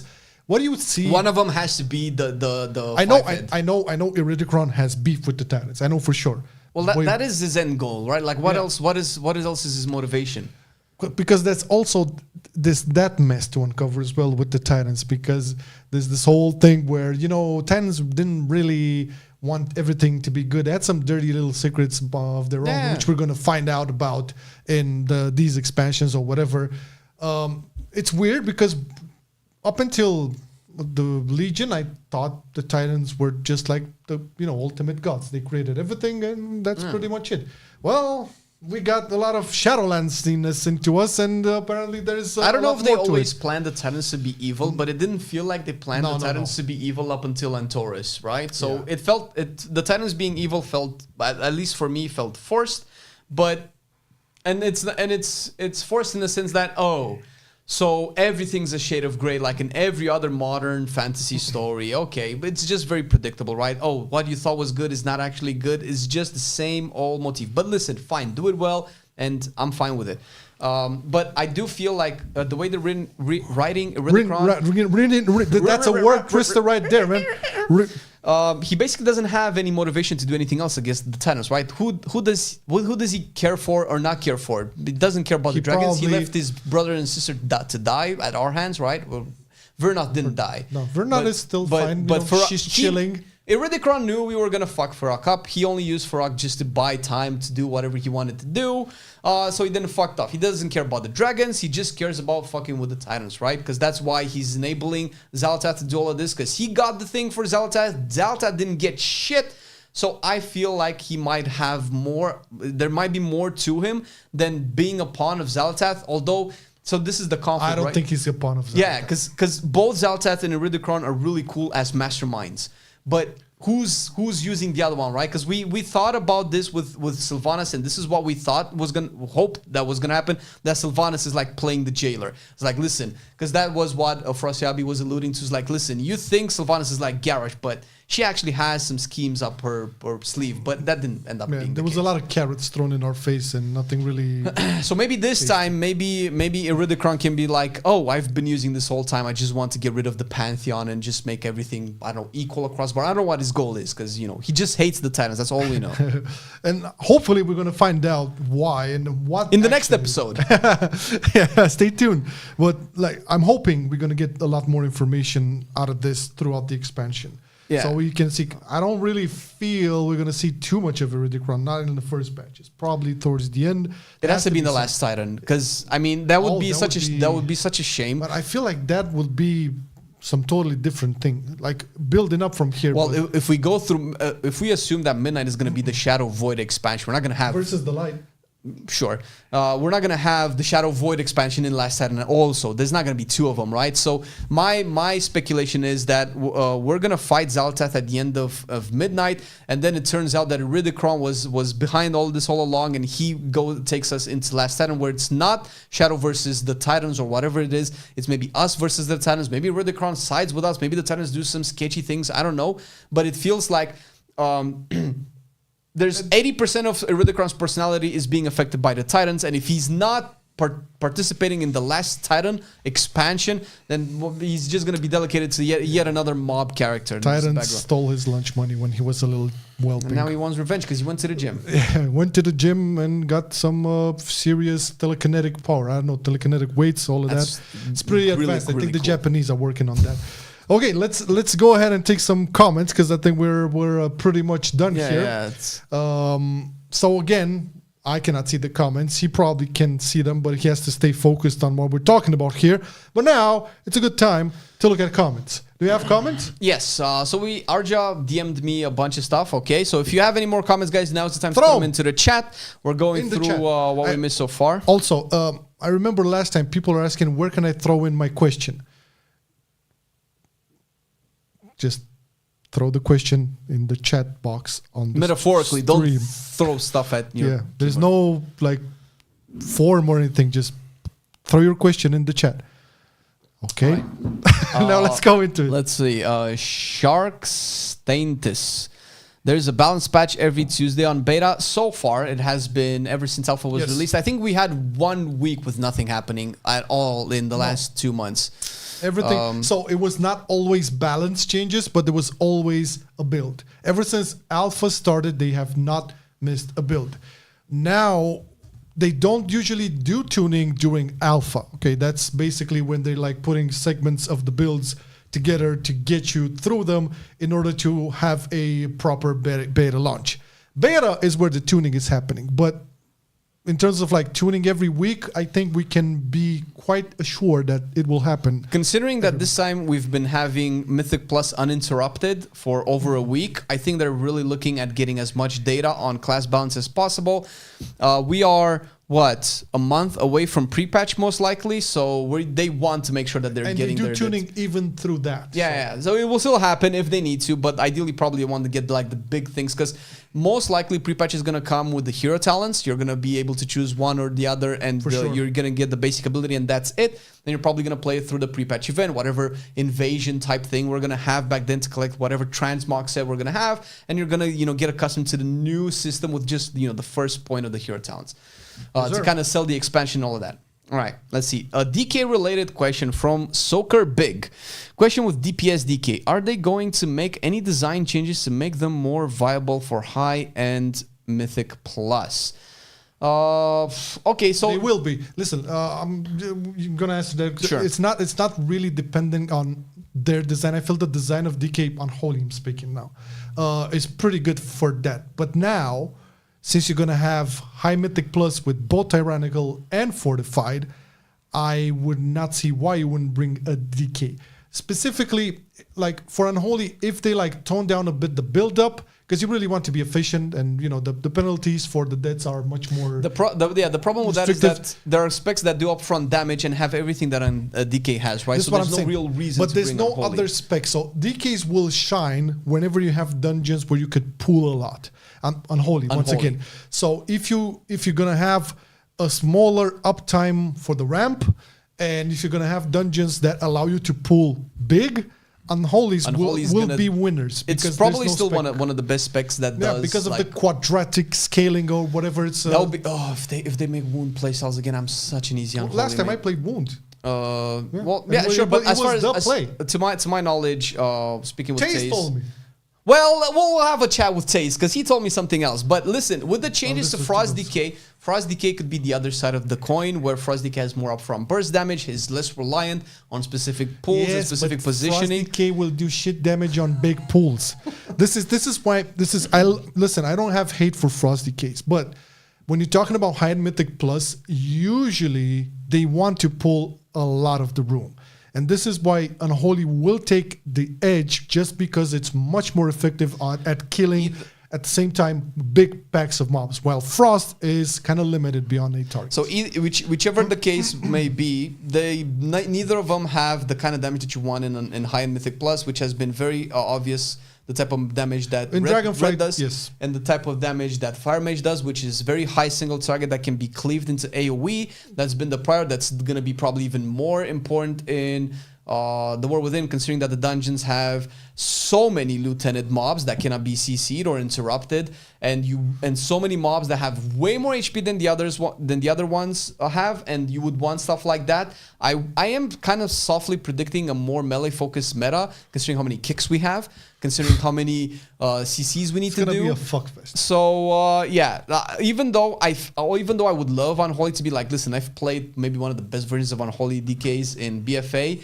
Even though I love to see that, I'm a little bit skeptical. But listen, all hope. Yeah, if you catch, that was when Unholy was like the prime of like fucking high-end Mythic Plus. It was destroying everything on fucking treat. Okay, yeah. Druid question. This is from Percy. Percy! Chicken gets some number juggling. What about the fucking gameplay though? Well, it's terrible. I'm not gonna comment.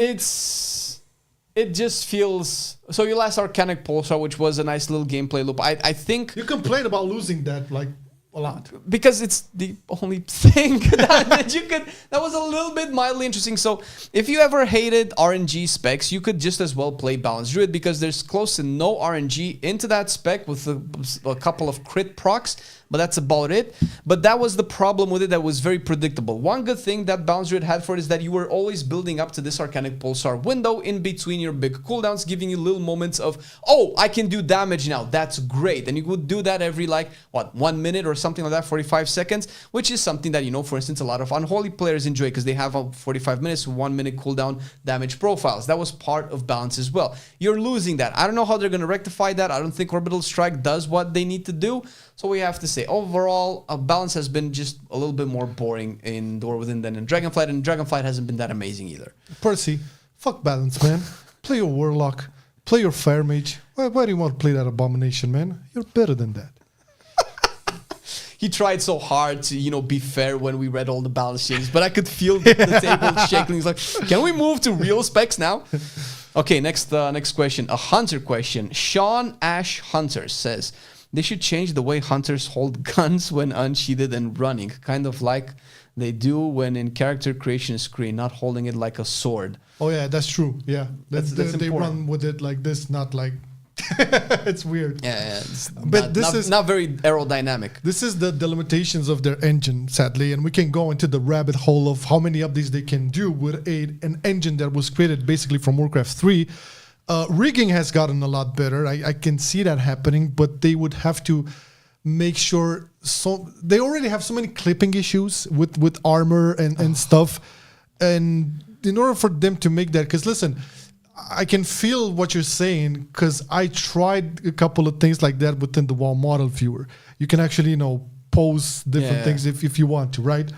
It looks so awkward and it looks so bad. So I don't have to do it from scratch. I think the best. Yeah, they have to rig it up from scratch. I think the best example of this is Monks, because I think Monk is the only class that has different combat animations for all races. So, and all of the race, like an Orc Monk, would have its melee animations different on Monk, but the same on every other class. Like an Orc DK has the same swings as an Orc Warrior, but only Monk has different rigging animations, and I think they would have to do that for every class. So they're probably using same animations, like we've seen the little the spellcaster animation where you take the shit from the ground and then you throw it. That used to be only a Warlock thing back in Legion, and then they just adapted that to like, that shit. And now everybody does it, right? So they're copy pasting a lot of these animations, which saves them a bunch of time, sure, but it just, makes you feel like, okay, but where's my stuff?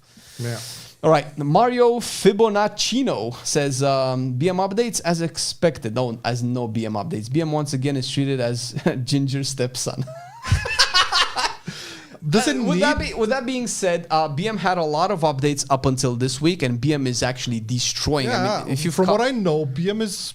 We've had today on stream a BM Hunter was just melting mages. Like, I don't know what was going on. But okay, damage aside, but is it like actually fun to play? I think it's way better now. Like, they've addressed a lot of the issues. A lot of the 3-point BM was still one of the only specs, if not the only specs, that had 3-point nodes, which was crazy. I remember. Yeah. And I think it now barely has any 2-point nodes, and that's like a big leap.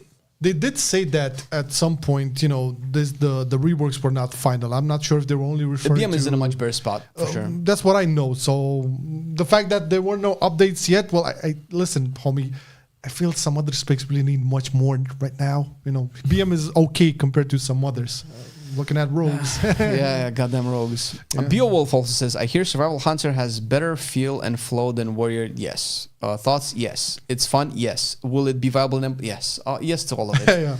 I think Survival is going to be played a lot. Survival can be used as a positive comparison to other specs right now, both in terms of its design and in terms of like the dev interaction and implication to the spec and the feedback that has been received. It's been incredible just to see, even if I don't plan on maining it. It's lovely. It's like, oh my God, people are actually listening.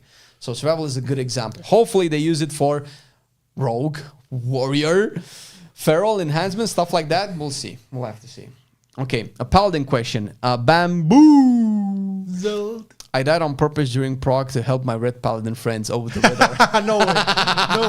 I know some guilds cheese that. Yeah, the 4 logs, because you have to. Yeah. I remember that. Sucks. I remember that. But come on, is that like something you want to do? Is that cool gameplay? Come on. I think you want that 100 percentile parse. All right, a shaman question. Sean Sullivan says, hey, think the Lord Shams are getting Wind Fury. I came from Classic to Shadowlands, been so annoyed that's been a thing in retail. As in, I guess the raid buff you're talking about. Yes, we do have Sky Fury, which actually works right now. It's been really weird to see only enhancement bringing a raid buff as opposed to also elemental and restoration. And I think Max said it better. In their raid prog, they would even get a second enhancement for a second group of melee just because Wind Fury Totem was so good for progression. So that just goes to show how good it is. And now that it's a class-wide buff, gives you an incentive to bring both elemental and restoration for that buff if you really want to. So that's great. Plus, to be fair, even as an enhancement, not having to rely on that goddamn totem and have to reposition it every time when you move. Because I've played that shit when they've added it in Shadowlands with Doom Winds, and it was a much terrible version when I used to main enhancement. So thank God for that. Even as an enhancement shaman, Jesus. Can you imagine at that time you made enhancement and I made feral druid? Yeah, it's like the most underdog situation weird in times, the world, dude. Holy shit. Yeah. Good times though. Nathril was a wonderful raid. The best raid of Shadowlands. Warlock question. Chris Demo. Warlock still looking good? Pretty much. And then Bamboo comes back. I wish BM Hunter got the same treatment as Diabolus Demolock. Well, everybody wants their cake and eat it too. Yeah, no, but I see this, right? Hunter, the hero talents are just so. Hero talents are a different discussion. When we're talking about reworks and tuning and stuff. That's what he's saying. Like Diabolist is one of the. I was referring to the first question. No changes to it. Okay, hero talents were very big hit and miss especially for hunters. I think there was a big opportunity there. They were selling it with Dark Ranger, man. Yeah, and they fucked it up royally with Dark Ranger. This was the most boring hero talent that we have in the game today. I think it probably even worse. No, definitely more boring than the Rogue ones. Rogue ones are they work weird, but Dark Ranger doesn't do anything. Yeah. All right. What else? Buttersworth. I'm torn between Survival Hunter and Red Paladin and War Within. Can you help me? Play Survival Hunter. Easy. Solved. Hawk89. Have you decided mains yet? We have not. If not, have you decided on roles? Still probably DPS. Oh, yeah, DPS for sure.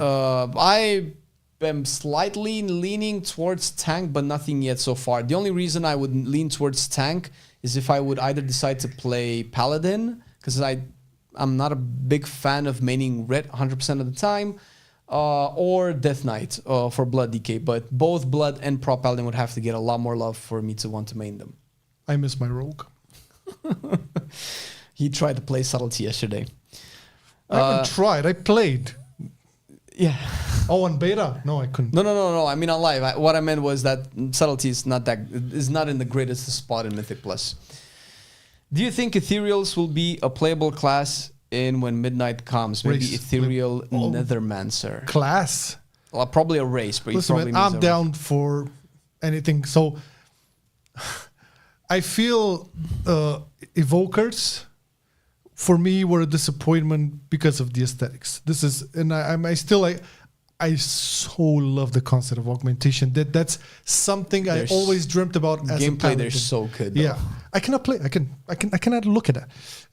So whatever they could bring up and actually, have something new and exciting without causing a balancing nightmare, which it will, I'm all down for it. And it would make a whole lot of sense to have ethereals as classes. I don't know. And they're so cool. However, it's kind of a limited spectrum of possibilities because you already have Shadow Priest, which englobes a lot of that, voidy thing. I don't know what they could come up with. But Ethereals wouldn't be a class; it would be a race. Ethereals is a race of people. He meant no, he said Ethereal Nethermancer. I don't know what a Nethermancer is. Well, basically an arcane shadow priest. Who knows? So that's a class. What he's referring to. I can see them as well in terms of like race, man. I mean, we were waiting for ogres at some point back in the day. Still we wanted Vrykul. So there's plethora of... Like, why would you go for this when you don't go for the... So listen, because they diluted so much on what certain races can be and not be, I don't really care anymore about races that much. If they look cool, I'm fine. I care a lot more if they actually put in some thought for new classes. Yes, that would be... For me, at this point, it would be of a much bigger interest than races. Now, again, Ethereals would make a lot of sense for what's happening now and what will probably happen in Midnight. I don't know how they could make it unique and different from what Shadow Priest already has. Because it's the same discussion with Necromancer and DKs.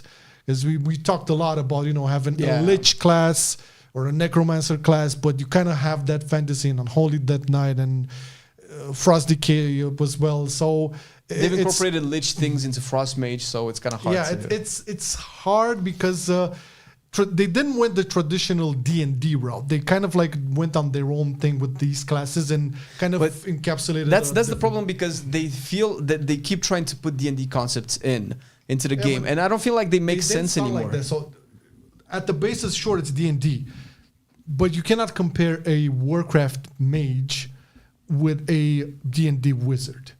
There's big differences. Oh yeah, no. So this is what I'm saying. You have a Death Knight, which basically has frost magic, has death magic, has undead things going for it. Yeah. These are things that could basically be transformed into 3 separate specs. Yeah. Like, a Lichborn, a Necromancer, blah, blah. What I think, a lot of people ask for this. I was never sold on the idea of a Bard class in WoW. Never was sold. I saw Bard classes in other MMOs. The whole thing about singing is nice, but I don't really feel it has its appliance to World of Warcraft too much. However, what was the BFA speculated ones when Tinker? The Tinker, yes. Yeah, that's a different one. That would be really cool. So cool. Now, I don't know how would that tie in with any of the expansion lore. I don't know if it has to. It doesn't have. They always I mean, they always had a lore tied to You'd it. think so, because that was Dracthyrs, but how good does the Dracthyrs do for...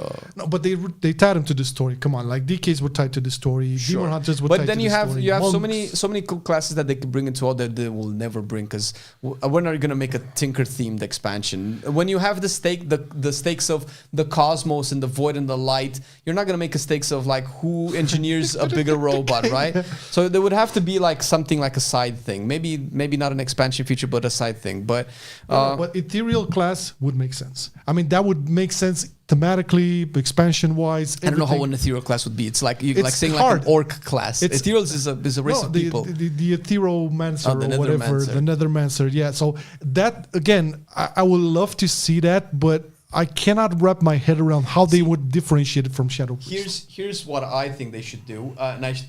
This is a hot take, but the Nethermancer and things like that should not be separate specs. They should be not subclasses, but different versions of the current specs that we have. I think 30, and this is speaking for somebody who does tier lists, and we research all of the specs, and we see the balance. It's a lot of specs right now. Think about it this way: you're complaining about not having a spot in raids with your class because your class doesn't bring anything new. Where do you think we'll be in 5 to 10 years if we have like 3 new specs or 6 new specs? Where are you going to fit all of those? It's just a little bit too much. However, you could have a 4th spec for Mage. You could have a 4th spec for Priest or something like that ties in more concepts of this that can, expand the identity of a class, because there's already just too much. What even is an Evoker? It's basically a Mage, but you want it to be a dragon. Yeah, but see, I agree with that, but that is coming more from a keep the balance tight so the big raiders and the big key pushers are not too upset. If you think about fun, and if you think about the average Joe, I mean, wouldn't you be excited for like the next expansion to announce another brand new spec for every existing class? Every existing class? Yes. Well, that's a lot. Yes, I mean, actually it's not. It's 13. It's 13 new specs. It's all okay. Let's make it all DPS. Fine, whatever. But that would be exciting as fuck. And people who played the game back in the day. But that's what I said. Exciting, but you mentioned the balancing situation and the fact that you're not going to get invited. No, as in new classes, new ground up classes. It's always exciting. So as much as we think about how would the future look like in a couple of years if we keep adding on classes and specs, dude, you cannot not realize it's so much fun. Like trying out a new class. It would change the feel, because we're already talking about we're at the precipice of changing the way progression works for a while, where we're going to we have warbands. Everything is going to be account wide for sure. Maybe not at the start of the War Within, but it's there slowly but surely. because more and more people play more and more alts. WoW has shifted from the classic version of just level this character and bringing it to be the beast of Azeroth to just have everything and play everything that you want. Just have it more fun with fewer restrictions. It's clearly that WoW is going into that direction. So more classes, more specs. Definitely make more sense in a world where everything is account wide, where you can unlock plate transmogs with your mage, so you don't have to worry about all of that stuff. Like, restrictions are getting lifted more and more, probably to make room for things like this, because I am still waiting for my Tinker. I want to be a robot tank. Tinker is definitely something awesome. Don't get me wrong. I just feel they always want to link it somehow with the team. Any other comments? All right, let's go through the last couple really quick, because there's people in chat right now as well. Decay or War in M plus journalists. I don't know what these questions. Decay or Warrior for in dungeons. In dungeons. Yeah, Decay all the way. Yeah, there you go. See, Warrior is probably better now, but we don't know that into the War Within. We'll see how it all plays out. Any hope of Druid of the Claw for Bear in AoE? That's a very good question. It feels like what Druid of the Claw is accomplishing for Bear right now, you can really have fun only in raids, because you never really want to swap into Cat in AoE, because there's no benefit in swapping into Cat in AoE, since all of that you can do is put a big rip or a big bite on a target. Wrong. It's a big miss. Druid of the Claw it feels like it's mostly done for Feral, so that you can feel happier if you have to be a bear, but you don't want to be a bear, you want to be a cat, because that's why you pick the spec. So, and you definitely don't want to be a cat while bearing. That's for sure. Does the minion based on Unholy Decay feel good on beta at all?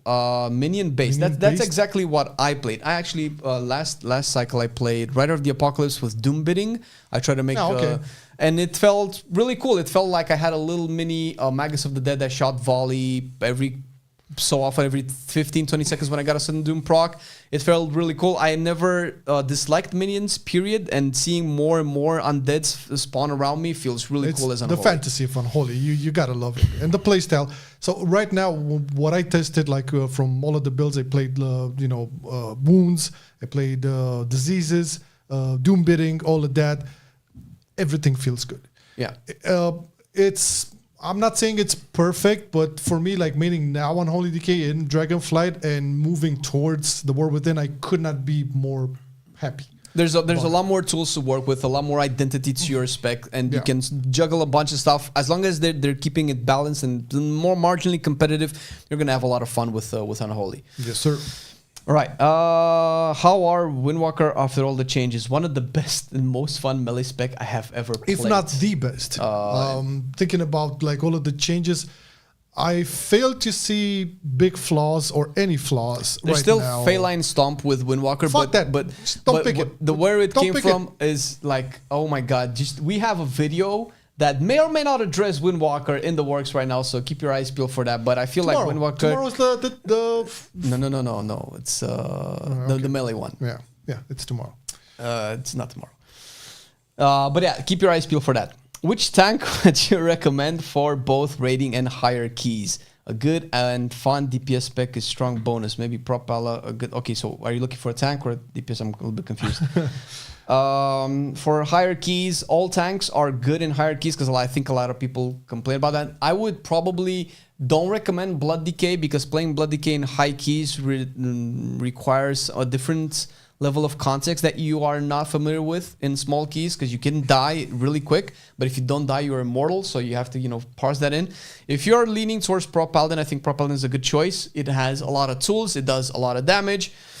It's one of the most fun tanks, period, right now. Yeah, and it has an answer for everything. I don't think there's one tank that has all the answers. It used to be Vengeance, but outside of that, Prop Paladin is. Prop Paladin is actually the tank that I suspect is going to be the meta, or at least meta before other tuning happens. Yeah. So tomorrow is the fun melee challenge. Yeah, but it's not the video that I'm talking about. What the fuck are you talking about then? There's a secret video I don't know about? No, you know about it, but we'll keep you guys excited for now. All right, be excited. Let's go through. This is all of the questions that we asked. Let's go through a couple of last questions in chat before we wrap it up. What do we have? What do we have? New third range spec for Demon Hunter. People have been saying this a lot, and I don't mind it that much. But that would be a spot. But again, it has to make sense. It would have to like. Okay, so I don't know. Augmentation in Dragonflight in a patch where it makes sense to have that because it was the Black Dragonfly. Where would you fit narratively?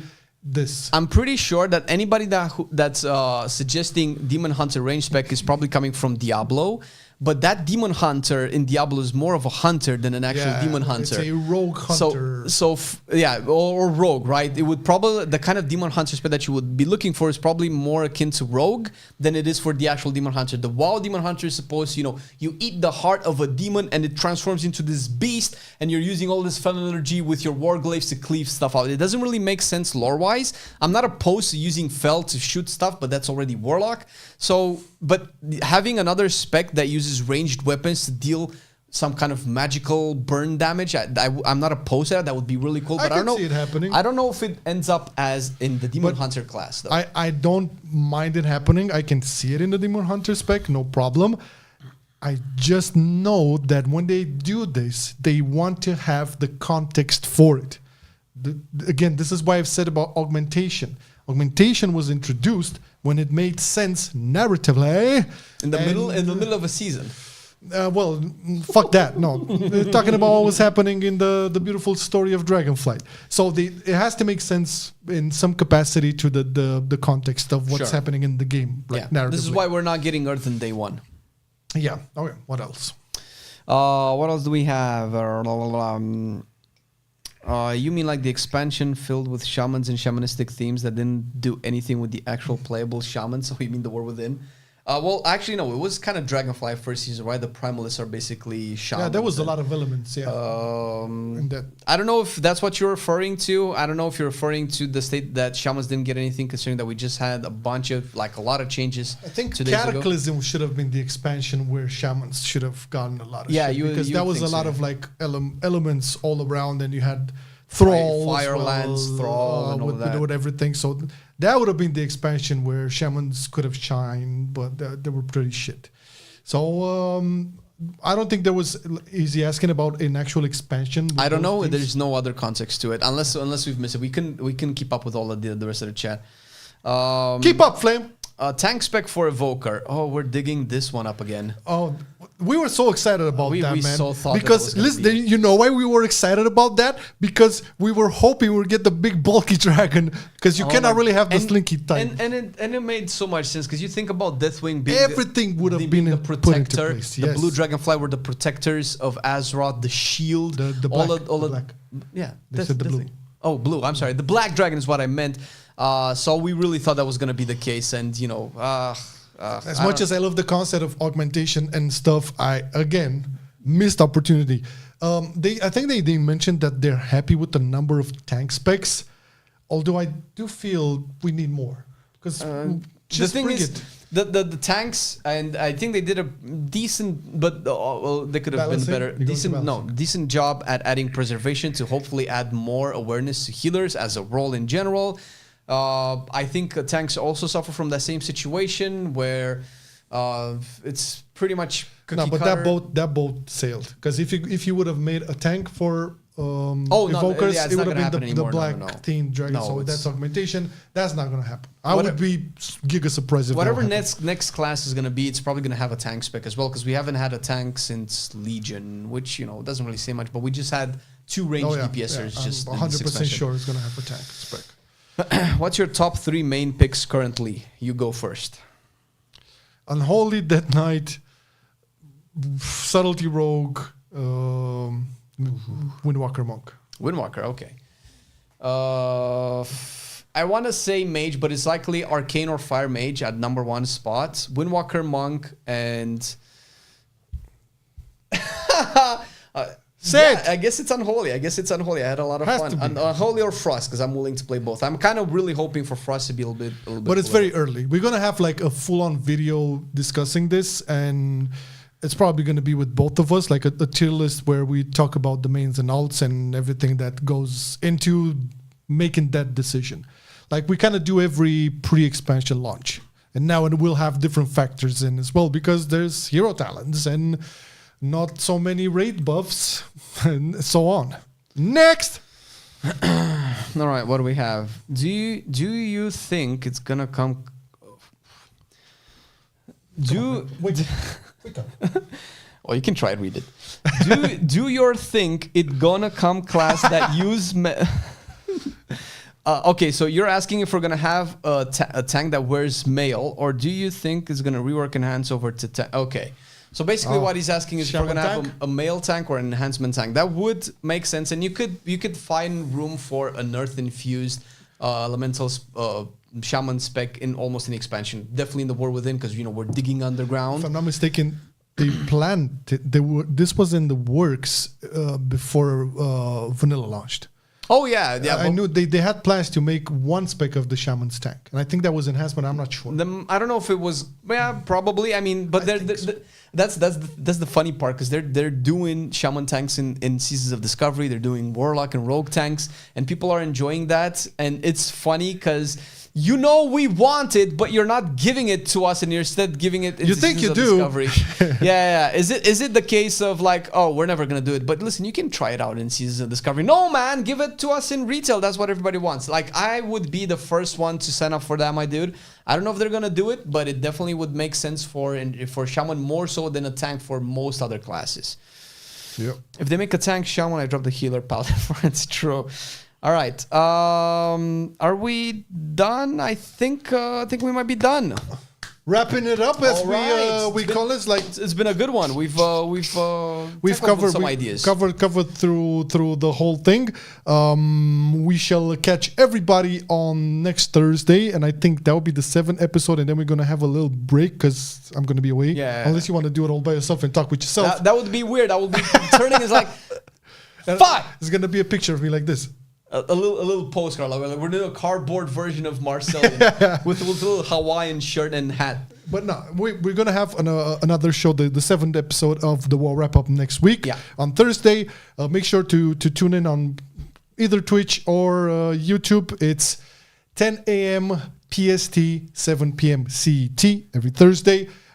Basically going through everything that it was everything important that has happened within our little sphere of interest here within the Warcraft universe. Yeah, sure. Thank you everybody for joining, for chatting, for liking, for commenting, for all of that, and thank you Arja for the lovely community management you do. Appreciate it. Catch you guys tomorrow on the stream with Elemental Shaman. Elemental Shaman. Let's just pray the beta is please stable. All right. Have a good one, everybody. Bye.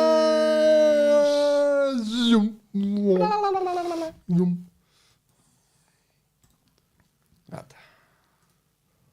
Ce pula mea de video, mă? What latest play, man?